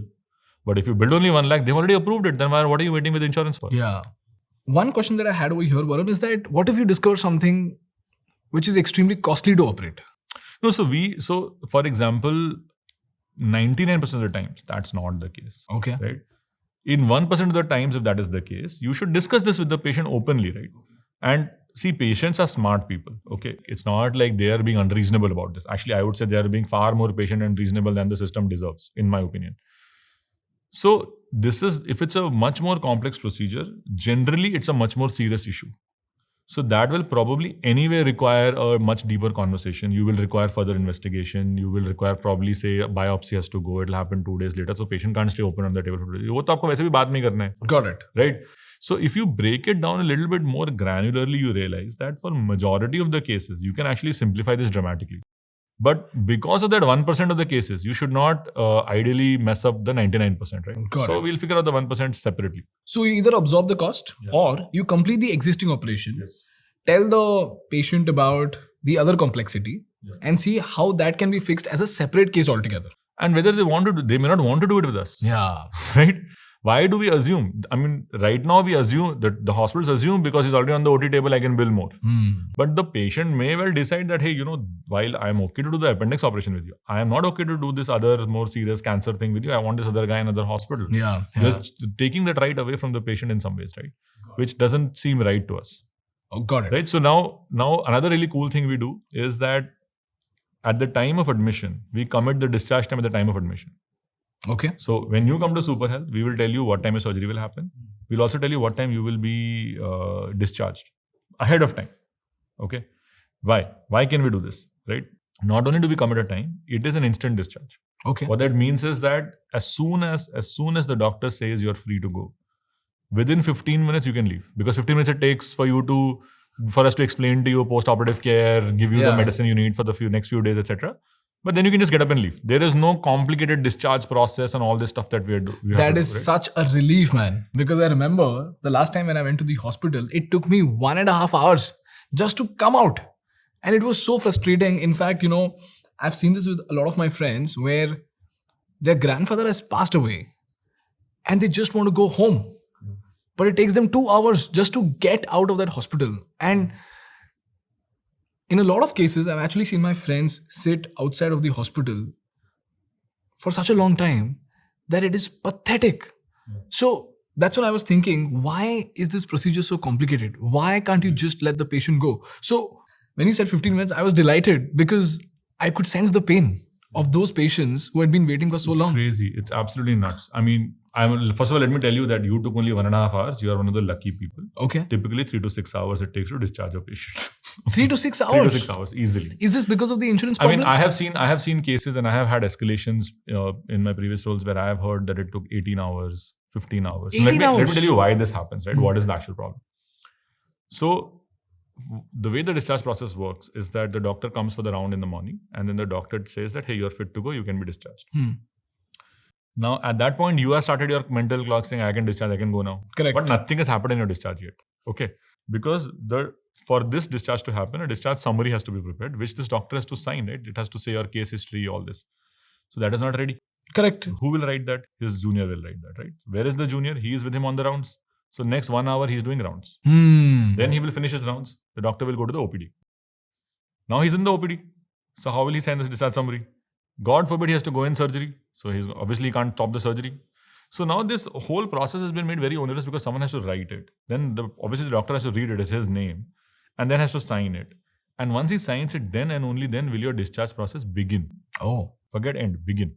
Once this happens, then you will say, okay, discharge advice has come, this is a discharge summary, blah, blah, blah. Now the operational process will begin, where they will try to accumulate all the bills across the system because of har jagah discrete system mein pharmacy ka alag hai, ye alag hai. Then some person will show up to count all the medicines to take it back, whatever you have not used. Correct. After you do all this, there is one bill which they will then tell you, or your whoever the attendant family person is, which will never be what they said at the start. So obviously there will be arguments. So first 45 minutes of argument will happen, at which point the staff will say, please go to the bill desk. So in some remote corner, there will be one desk where you have to go argue, in which already 10 patients are in line. Okay? Because everybody is going through this experience, right?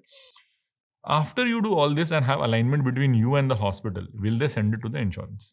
Now insurance also in shock now, because they said 1 lakh, 2 lakhs, now it is 3 lakhs, 4 lakhs. So now insurance asking for everything. Insurance has 50 questions. On a good day, it will take 3 hours. If it's the evening and insurance person has left, then tomorrow morning only. Correct? All this takes 6 to 9 hours, 3 hours, 6 hours. 3 hours if you're lucky, 6 hours generally, sometimes even longer. But this is the problem, right? So what we have done is, first of all, we have a unified tech system that we have built. Obviously, we come from that world. We know how to kind of build better tech systems. Secondly, our prices are fixed. So the only discharge discussion in Superhealth is a medical discharge, right? There is no financial issue because we said 85,000, it is 85,000, it's exactly 85,000. So neither is the patient surprised, nor is the insurer surprised. Insurance also is, insurance companies are now telling us that if you charge us exactly what you commit to us, you don't have to check with us again. We already approved it. You can please send the patient home. Yeah. Right? So all this allows us to do what we call magic discharge, which is that it's pre-committed, it's on time, it's instant. Right. And then, of course, we have a thing called safe drop, because many times patients don't have a way to go home. So we actually drop them home in cars that are equipped for anything medical because you just had a surgery. Oh, wow. So we do this. It's already part of, you don't have to pay anything extra for this, right? Really? You don't have to pay anything. We even pick you up because many times we got requests. So we've been talking to the community, on a daily basis, thousands and thousands of people. And this is a very common and interesting thing that has come back to us, saying that when we come to the hospital for surgery, right, I have to come, someone else has to come. Sometimes I can't bring the car because I don't know what will happen to the car. Who will drive me if I'm coming alone? The car is needed at home, but I don't have a driver. So now they're coming in a cab, which is not good, right? So what we have done is we have created this service where when you do surgery at Superhealth, whether you want it or not, a car will come to pick you up. The car is equipped with medical stuff. If you're on a wheelchair, it's equipped to handle a wheelchair. It's not an ambulance. Okay, it's not an ambulance. Okay, just to clarify. No one wants to come to hospital in an ambulance, right? No one should have to. No one wants to come home also. Yeah, exactly, right? And so there is a nice car which is equipped with all this, which will pick you up, bring you to the hospital, and then make sure that our discharge will take you back, right? So it feels a lot more like you're going back to life than bhai picha kata yahan se. Which Bro, is how this you feel sounds right like this sounds like Oberoi version of hospitals. now. I mean, I hope we are able to match that level of hospitality. Certainly, we will try. So that's one thing we have done, and which feels dramatically different from a typical hospital experience. What this does, right, is that it solves all the key customer pain points. Correct. So when we say zero wait time, in Superhealth, the zero wait time is a very deep concept for us, right? It's not just OPD waiting, right? What it means for us is any time that a patient is spending in a hospital where it is not part of his treatment is for us a wait time. Okay. So as an example, if you are waiting to do your MRI, that is wait time. If you are waiting for discharge, that is wait time. If you're waiting for an Uber to show up, that's wait time. Why should you have wait time? Unfortunately, our colleagues in the industry have solved this by making prettier sofas. But our point of view is that it doesn't matter how good my sofa is. Yeah. Right? You would rather sit in your own sofa in the house. So how can we get you to your life, back to your life as fast as possible? Because let's accept it that with all due respect, hospitals are an interruption in your life. Correct. No one is looking for, no matter how nice we also make it. Not like you're looking forward to coming to a hospital, right? It's an interruption. You have to leave your house, you do all this. So our focus is how can we get you back to life as quickly as possible? And that is what the entire company optimizes around. Every single decision we make is around this. That's why everything is so standardized. It's so consistent. So as an example, in many cases, patients have to go home and they have to take continuous medication. We pre-pack it and give it to you. So when you're leaving, you don't even have to wait for any pharmacy outside our hospital. Wow. And just go home, dude, like chill. You're fine now. Here is the medicine. You eat it, come back 3 days later, show the doctor, and that has no wait time. In addition to this, we also think the time it takes for you to talk to someone at the hospital is also wait time. So we have created this service called concierge care. Okay. So these are like really smart people. One number you call, whatever you need, they will do for you. Like? Right? So we don't want you to fiddle around with search and apps and all that, right? We're like, boss, you're in pain. Call a guy. Call your healthcare guy. So he's your healthcare guy. So you can call and say, Papa ki dawai khatam ho gayi. We'll send a refill. You can say, bachche ko bukhar hai. We'll get you a doctor. You can say, mujhe blood test karna hai. We'll send a sample pickup. You can say, bhai, meri biwi ka mujhe ultrasound karana hai. We'll get the appointment and everything done. Tell your guy. Okay, Superhealth gives you a healthcare guy. You have a guy for everything else in your life, not for healthcare. We will give you the guy. Call the guy will do it. You don't have to worry about anything because that 30 seconds also is waiting, right? Why are you waiting? It's waiting in anxiety. Anxiety, right? I don't know what's wrong. My kid is crying. It's 2 a.m, whatever, right? Like just call the guy. The guy will help you out. Do you charge a subscription for this? No. Actually, all patients get this. We do have a subscription service though, which is an interesting thing that we've taken, which is, so while we're saying all this, the question also we had internally was saying that, why will people believe us? That we have the right intention, right? So we have this really cool thing. It's kind of like a joke on the traditional industry. So it's called the Superhealth VIP Pass, which allows everyone to be a VIP. Many traditional hospitals and our colleagues in the industry operate with a model where the treatment you give to a VIP is materially different from a treatment a normal common person gets. Right? Correct. So VIPs get treatment like 1 hour discharge time. Okay? Correct. Normal people take 3 hours, 4 hours. Okay. So we said everybody should be a VIP, right? Every single patient who comes to us is a VIP. So we have a subscription called VIP Pass, kind of like a nod in that direction. What it does is that it covers a family of 4. It gives unlimited consults with our doctors, specialists or GPs. Any test that is prescribed by our doctor, any test is covered for free. Free, right? So if my doctor prescribes you an MRI, you don't have to pay for it. If my doctor prescribes you a blood test, you don't have to, it's covered already. Right? Okay. It's $9.99 a year. That's it? That's it. $9.99 a year? $9.99 a year. Are you sure you'll hit viability with this? I mean, it depends on how you define viability. Let me explain.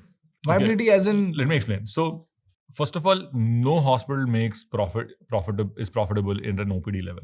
Right? It's why every startup who's tried OPD has failed. Right? Whether I do this VIP pass or I don't do the VIP pass, I am going to invest in the infrastructure anyway. So my actual incremental cost is what? Consumables. Let's talk about that.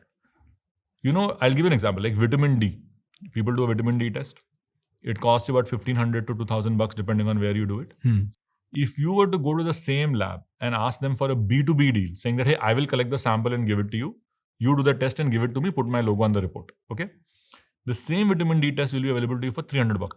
$300? $300. Okay. In that $300 also he has margin, he's not giving at cost. Correct. So 30% margin hoga. तो 200 रुपए का test है वो. Actual cost is $200. We have our own lab. So our cost is $200. Why should I charge you 200? 200 rupees तुमसे charge करें मैं क्या कर लूँगा? Right? Let me give you universe. A typical CBC. Okay. CBC as in? Like a complete blood count, like a basic blood test. Okay. Will cost you anywhere between 300 to 1,000 rupees depending on you doing it at a lab or you're doing it at a corporate hospital. Okay. Okay. The actual cost of doing that test is 26 rupees as B2B pricing. 26. I have the rates. 26 rupees is what it costs to do. 26 rupees. So, I'm like, you add all this stuff up and you're like, actually you could make good money with this. So, Yeah. Right. And this, what it does, right, is it tells everybody, every customer now has a way to access Superhealth in a super easy, zero friction way. Because when you have a VIP pass, even that amazing new billing experience we have with the consult, that also doesn't happen. Correct. Right? You can just come here, do your test and leave. Right? It is literally zero friction for you. Wow. Right? No one will ask you for billing. You don't have anxiety of what is going to cost because it's already covered. We're like, whatever test is, it has to be prescribed by our doctor because obviously we don't trust other systems who prescribe for other reasons that may not be related to healthcare. But as long as our doctors say they need a test, you don't have to pay for it at Superhealth. There are 3 words that we use to describe VIP Pass. 2 of them we've got from the community. Okay, so when I tell anyone in the healthcare ecosystem, right, other hospital CEOs and all, they tell us this is radical, this is insane. When we tell customers about it, right, they say this is unbelievable. Exactly what you were saying. This sounds unbelievable. That's literally the word. Correct. We designed it to feel magical. Right? Because this is how healthcare should be. You should be thinking only about how to get better. You shouldn't be thinking about any of the operational stuff. That's my problem. Why are you thinking about it? In fact, if you think of it a little meta, right? What is the job of a hospital? What hospital करता क्या है? To save your life. Right? उसमें वो करता क्या है, right? Building तो architect बनाता है, ट्रीटमेंट डॉक्टर करता है, दवाई कोई और बनाता है, मशीन कोई और बनाता है, नर्स का ट्रेनिंग कोई और करता है. Hospital करता क्या है? Infrastructure. Right? Yeah. They have to orchestrate your care, right? Correct. Which, as we all know from our experience, they don't do a very good job of it. Correct. Right? So we're like, this is our job, right? Like to orchestrate your care. That's what you pay us for, right? The customer pays us to absorb the complexity. Healthcare works a little reverse. So you take the complexity, but you give me the money, right? We're like, hey, we'll take the pain. So you're already sick. Why are you taking the pain? Yeah. So this is the philosophy around which we have designed Superhealth. We want it to be an incredibly high quality healthcare, as close to you as possible, with an extremely modern and new age consumer experience. For us, it is an attempt at how do we build healthcare that is thoughtful and caring and just honest. Right? That's really what our attempt is. Some people call us crazy. Some say you guys are nuts. Why are you doing this? There is so much money to be made. We fundamentally believe at Superhealth that doing good for the world and doing good as a company are not mutually exclusive. This is a false choice. Yeah. Because it's not like the customer is saying मुझे free चाहिए, right? The customer is saying 3 basic things. Don't make me wait, which means give me care as soon as possible. Tell me what is really wrong with me. Take the time to explain it to me. Tell me what it's going to cost and charge me what you said it was going to cost. And once I'm done, let me go as fast as possible. Seems pretty basic. And don't give me more pain. Yeah, don't give me more pain. Like, why am I suddenly responsible for triaging कि ये doctor सही बोल रहा है कि वो hospital ने सही किया? क्यों कर रहा हूँ मैं? Right? Like, I don't do this with my car, right? When my car goes to the service, a guy comes, takes the key, fixes it, sends me saying, ये problem hai. I get a diagnostic report on my car and then I say yes and they do it and they get me the car and it works fine. I'm not trying to triage this with 3 different places, right? But why am I doing this? The reason I'm forced to do this is because the way the model works is that it is super low trust. I'm not sure of anything as a patient. Correct. But I am sick also. It's not optional also. So kuch to karna hai. So whatever I can Low trust during vulnerability. Yes, absolutely. At your most vulnerable moment. And that's why it feels so wrong, right? Like when people go through these experiences, and I mean, every single person who is at Superhealth has personal experiences behind it. In fact, for me personally, and for my co-founders, Manoj and Dr. Alex, we all have insane experiences that we have seen ourselves in our lives. And So, like 5 years ago, my dad who was in Gurgaon, was walking and he fell down and he broke his hand and, he had to go to a hospital in Sarata Vihar to get the surgery. They told him that, there has to be a rod put in or whatever. And I was really caught up with something at work, so I couldn't make it. My sister went. And the stories that I heard about this hospital, it's a massive corporate chain, etc. 7 times they walked in to ask what medication my father is on. 7 different people came 7 times to ask. Okay. After the thing was done, there was no follow-up care. He didn't have movement in his fingers. Then he went back. They told him, oh, you will need surgery in the finger also. So he was like, this is crazy. Why would we do this? So he went to some other doctor near his house. And you know what the doctor told him? Don't need anything. All you have to do is take one pen and write a letter every day. Write whatever you feel like. 3 months, all sensation, movement will come back. That's exactly what happened. Right? And, that really stayed with me. I mean, once, of course, I had heard about it, I had heard from other people, but I had never had a personal experience like this. But when my father went through this, especially I think because I was not really there, I felt like, how can the system be so fucked? How can it? And this is for people with privilege, right? Money is not a problem, access is not a problem. Even they are going through all this. So I was like, yaar, matlab, agar life mein kuch karna hai na, to ye problem solve karte hain. That's kind of how I ended up at that chain sometime later. Tried to fix it. Didn't really figure out how to fix it. Realized that if you make a few $1 billion a year, that's a pretty powerful incentive to not change. Right? And so you have to reset it. You have to bite the bullet and build it from the ground up. It's much harder. It's a lot more painful. But ultimately, I think that's the only way you can fix healthcare. Right? That's the only way you can deliver healthcare that, the customers deserve, that India needs. By the way, if India wants to be a developed country by 2047, we are not doing it with this cost of healthcare. Correct. We are not doing it with a population that is sick, right? We have to build this infra very, very rapidly and very, very high quality and make it a manner that most people can afford it. Yeah. And so that's really honestly why Superhealth has started. It started as an exploration into our curiosity, saying, how can it be so messed up? How can it be? Right? And then hopefully along the way, we found some insights and some solves, and that's what we're building now. And I hope, see, I can promise one thing to customers, right? I really hope, I'm probably the only founder who says this, but I really hope they never need my product. Like, I hope nobody needs us. But I will promise you guys this, that if you ever walk through our doors, you will feel like the people who built this place thought about you every step of the way.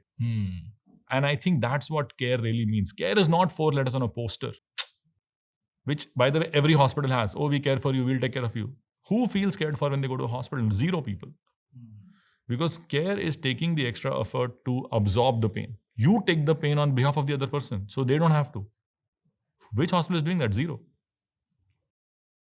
That's their only job. Yeah. What the hell are we paying them for? So, I mean, that's kind of like what, we are trying to build at Superhealth. We're doing Center 1 now. We are in talks to build out the next 5-7 centers in Bangalore. Over the next 5 years, we want to do 100 centers across India. Over the next 5 years, you're going to build 100 hospitals? I mean, it takes me only 4 months to build one, right? So, and these are infinitely parallelizable. I mean, look, we are really not constrained by demand or anything, right? Like, and we are definitely not constrained by doctors, because the more doctors hear about us, the more they are coming to Superhealth, because they feel like this is a real alternative system, right? Which is not going to do all these sales pressures for them, commission models for them. They have safety of a salary, of upside on the equity. And they can get all that while doing the right thing for the patient, which is why they became doctors in the first place. See, these are people, like, see, when I was growing up, the smartest, most hardworking people could only clear the medical entrance. Yeah. Right?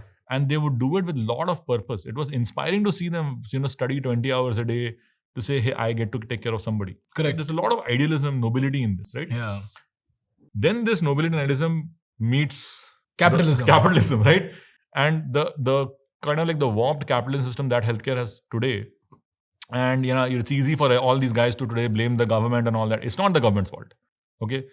The government is doing everything humanly possible to fix this. Yeah. Right? The private industry has to step up and do their bit.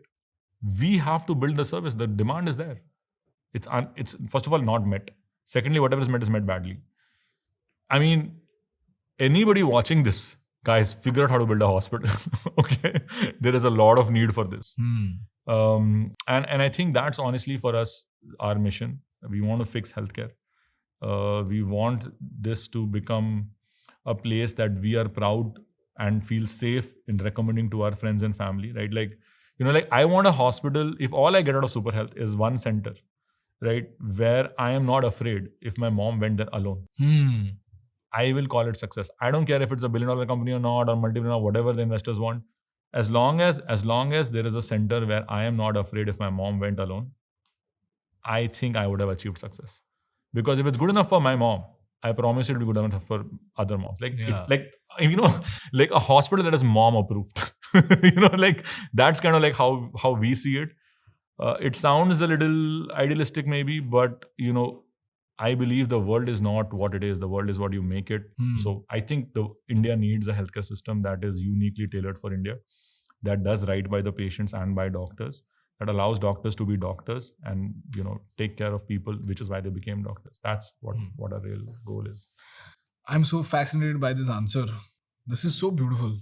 So Varun, if I have to summarize our conversation, we started with the problem statement as to why healthcare industry of India is so messed up. And you spoke about supply constraint, that healthcare as a service is necessary and it is not optional. So you have to get it done. And because there's a supply constraint and we do not have enough beds in India, the problem is that the patient is at the mercy of the hospital. And then we spoke about the problem with hospitals. And you said that if you have to construct a hospital with 500 beds, it's going to cost you 1,000 crores. Why? Because they have to buy the land, they have to construct the building, which essentially comes down to 2 crore rupees per bed. And because this is debt funded and the EMI is on, the hospital has to find the quickest way to pay back the debt. If they don't do that, they'll go bankrupt. And because it's 1,000 crores we're talking about, it's enough debt to bring a $1 billion company down. Which is why, here's what the hospitals do. They go and acquire doctors who then help them acquire customers. And then we spoke about the 20-22% commission model, where the doctor is paid 20 to 22% of the revenue that the doctor generates. For example, if the doctor generates 20 crores in revenue, he will get paid 4 crore rupees. This is where we spoke about the 3 models. The MG recovery, minimum guarantee recovery model, fee for service model, and we have the full-time salary model. In the minimum guarantee recovery model, the doctor acquisition happens and the doctor is expected to generate 20 crores in revenue regardless of whether the patients need operations or not. Which is why if a person comes with a knee problem, instead of saying use Volini, they might just advise knee replacement because it generates revenue. And the reason why this is very important for doctors to even survive is because, like you mentioned, there's something called the OP-IP ratio, which essentially means that if 100 patients are coming to you, how many of these patients are eventually converting for high value services like a knee replacement, like a surgery? And there is a percentage to it. If this percentage goes below 10%, for example, if Dr. 1 has this percentage, for example, if the Dr. 1 has a conversion rate of 10%, Dr. 2 has a conversion rate of 12%, and Dr. 3 has a conversion rate of 15%, this has got nothing to do with how many patients actually needed the service. It has to do with how well did the doctor do in terms of convincing the customers to take up that surgery. So essentially, the doctor is not caring for the patient, the doctor is caring for revenue. So the doctor is essentially acting as a salesman and not as a caregiver, which is where the fundamental problem exists. Then we spoke about the fee-for-service model, where if there's a cardiac surgeon, every time he brings in a patient, he will get 20%.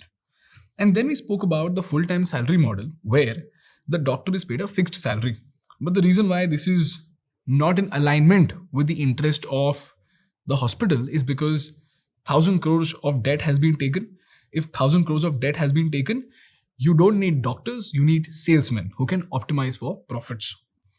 But if there's a full-time salary model, the moment you take out the incentive, suddenly the doctor is no longer doctor plus salesman. The doctor is only a doctor. He's a caregiver, which is what Superhealth is doing, where you don't incentivize the doctors for profits. You incentivize doctors for only one thing, which is caregiving. If you do that well, you are good to go. Then we spoke about the second problem, which is the design problem. Like you mentioned, because the capex is 1,000 crores, they have to optimize only for one metric, which is capacity of beds. So if a place can fit in 500 beds, even if that means there will be patient inconvenience, the architects don't care because they have to squeeze in 500 beds by hook or crook. And here's where there's another problem that pops up. If there's a 100 square feet space, if there's a 100 square feet space somewhere in the corner of the floor, they will just squeeze in something like a treadmill because that's what they can do over there. And here's where the problem starts, where if a patient comes in, let's say this patient is sick. Even then, this patient will have to go all the way up and down the floor, which is extremely inconvenient, extremely painful, extremely inefficient, and more importantly, it takes the patient all day. And more importantly, the patient is no longer independent. He is supposed to be dependent on somebody so that that person can do it for them. And then we spoke about the estimation. In between, we spoke about the estimation desk. Is that correct? Yeah. The estimation desk. And here you said that there are two kinds of packages. One is the open package. So one is called packaged rate, one is called open billing. Okay. One is the package rate, the other is the open billing. In the package rate, if it's 1.5 lakhs, it's 1.5 lakhs, everything is covered. In open billing, the cost might start at 1.5 lakhs, but it might keep going up on the basis of how the surgery goes, on the basis of what the doctors actually discover. And because the doctors are incentivized for revenue, they will try to discover something so that they can increase the customer lifetime value. In this case, the bill for the patient. And like you mentioned, this happened with your father, where for a small finger problem, instead of recommending writing every day, they recommended some finger surgery, which would have complicated the case altogether. And then we spoke about cash patients. If you have insurance, if the insurance is extremely premium, be ready for a hefty surgical process. And if you're a cash patient, look poor. Because if you look rich, they will take all the money from you.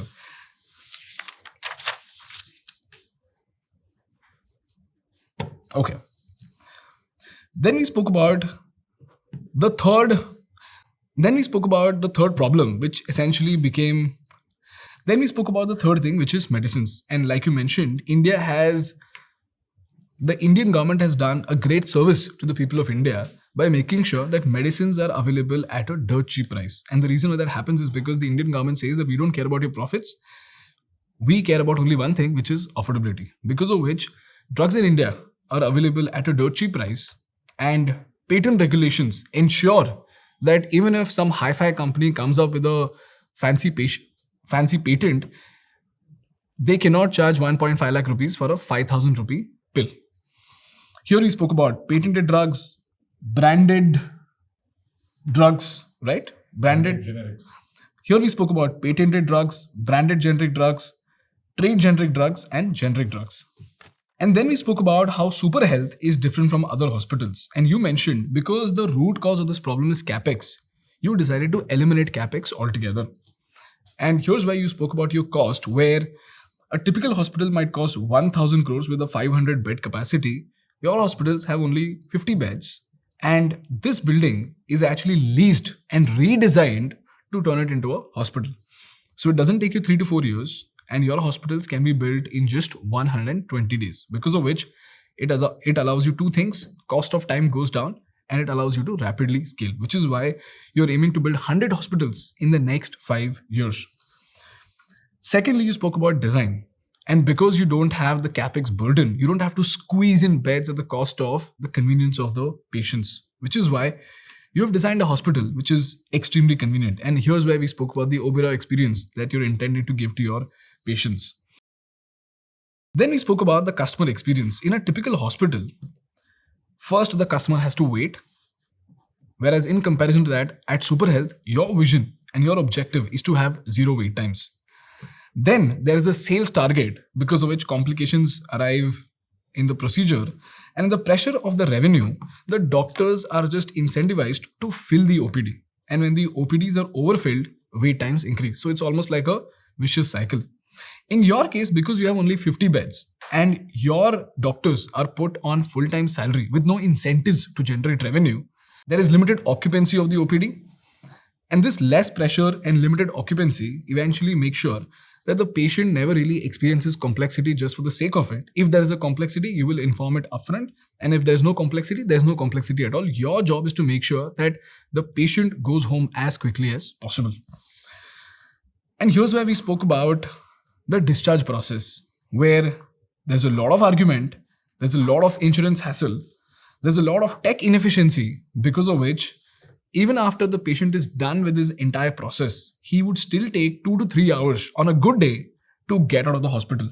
But in your case, because there are no arguments and there are fixed costs, because there is no insurance hassle, because the estimate doesn't change, because there is extraordinary tech efficiency, the experience of the customer goes up dramatically, because of which you are able to give an Oberoi experience to your customers. Then we spoke about fixed costs, which actually seems pretty interesting to me. You mentioned that if the cost of appendix, right, 85,000? If the cost of an appendix operation is 85,000, even if there is a complexity here and there, you would absorb that cost. Yes. Because since you've studied the stats, you know for a fact that 99% of the cases, because you've studied the stat, you know that in 99% of the cases, this cost will not change by much. So, like you said, if you go to a restaurant, the chef cannot tell you on the basis of the ingredients and on the basis of what you like, the cost is going to change. And the cost range cannot be 1,000 to 5,000 rupees. It could be 4,500 to 5,000 rupees, but even that kind of, but you do not even want that kind of inconsistency. You want it to be extremely consistent, because of which if you walk into a Superhealth hospital and the Superhealth team says that it's going to cost you X amount for the operation, it will cost X amount only. Even if there is complexity, you will absorb the cost. If there is another complexity, which is high cost, which requires a separate procedure altogether, you do not take the right from the customer to go to another hospital. You will complete procedure A, inform them about procedure B, and it's completely up to the customer whether they want to get it done at Superhealth or somewhere else. This gives them liberty, transparency, and most importantly, it creates speed of trust, because of which the patient can stay stress-free. Then we spoke about the VIP subscription. This is actually my favorite, for 999 rupees a year. What you're saying is that any test that a Superhealth doctor recommends is absolutely free. You have unlimited doctor consultation. Is that correct? That's right. You have unlimited doctor consultation.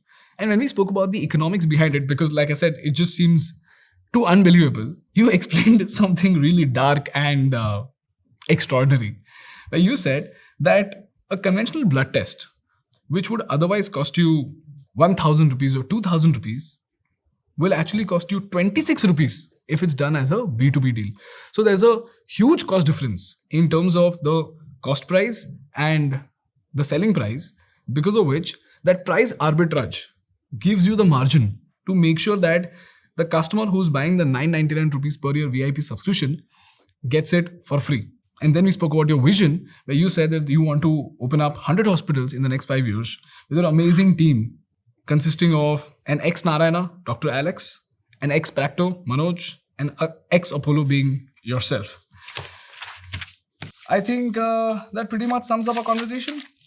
Yeah, that's a pretty good. And lastly, what you said is that you want your services to be so good that when people come to your hospital, they should have an incredible customer experience. And your final message was, you just hope that people never require you. And if at all they need you, they will have the best experience in a hospital ever. And I'm so excited to see how this is going to progress. Varun, thank you so much for spending so much time with us. This has been incredible. I just wish you all the success in the world. Come to Mumbai very soon, because I'm very excited and anxious because you're not here.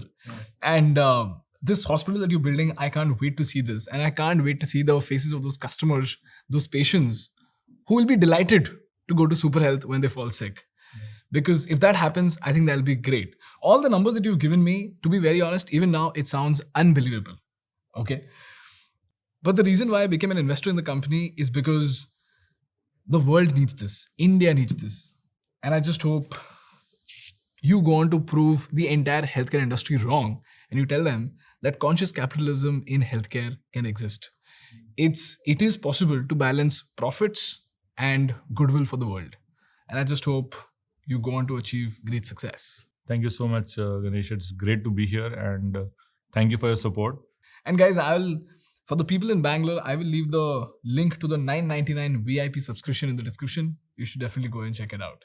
Thank you so much, Varun. Thank you for having us.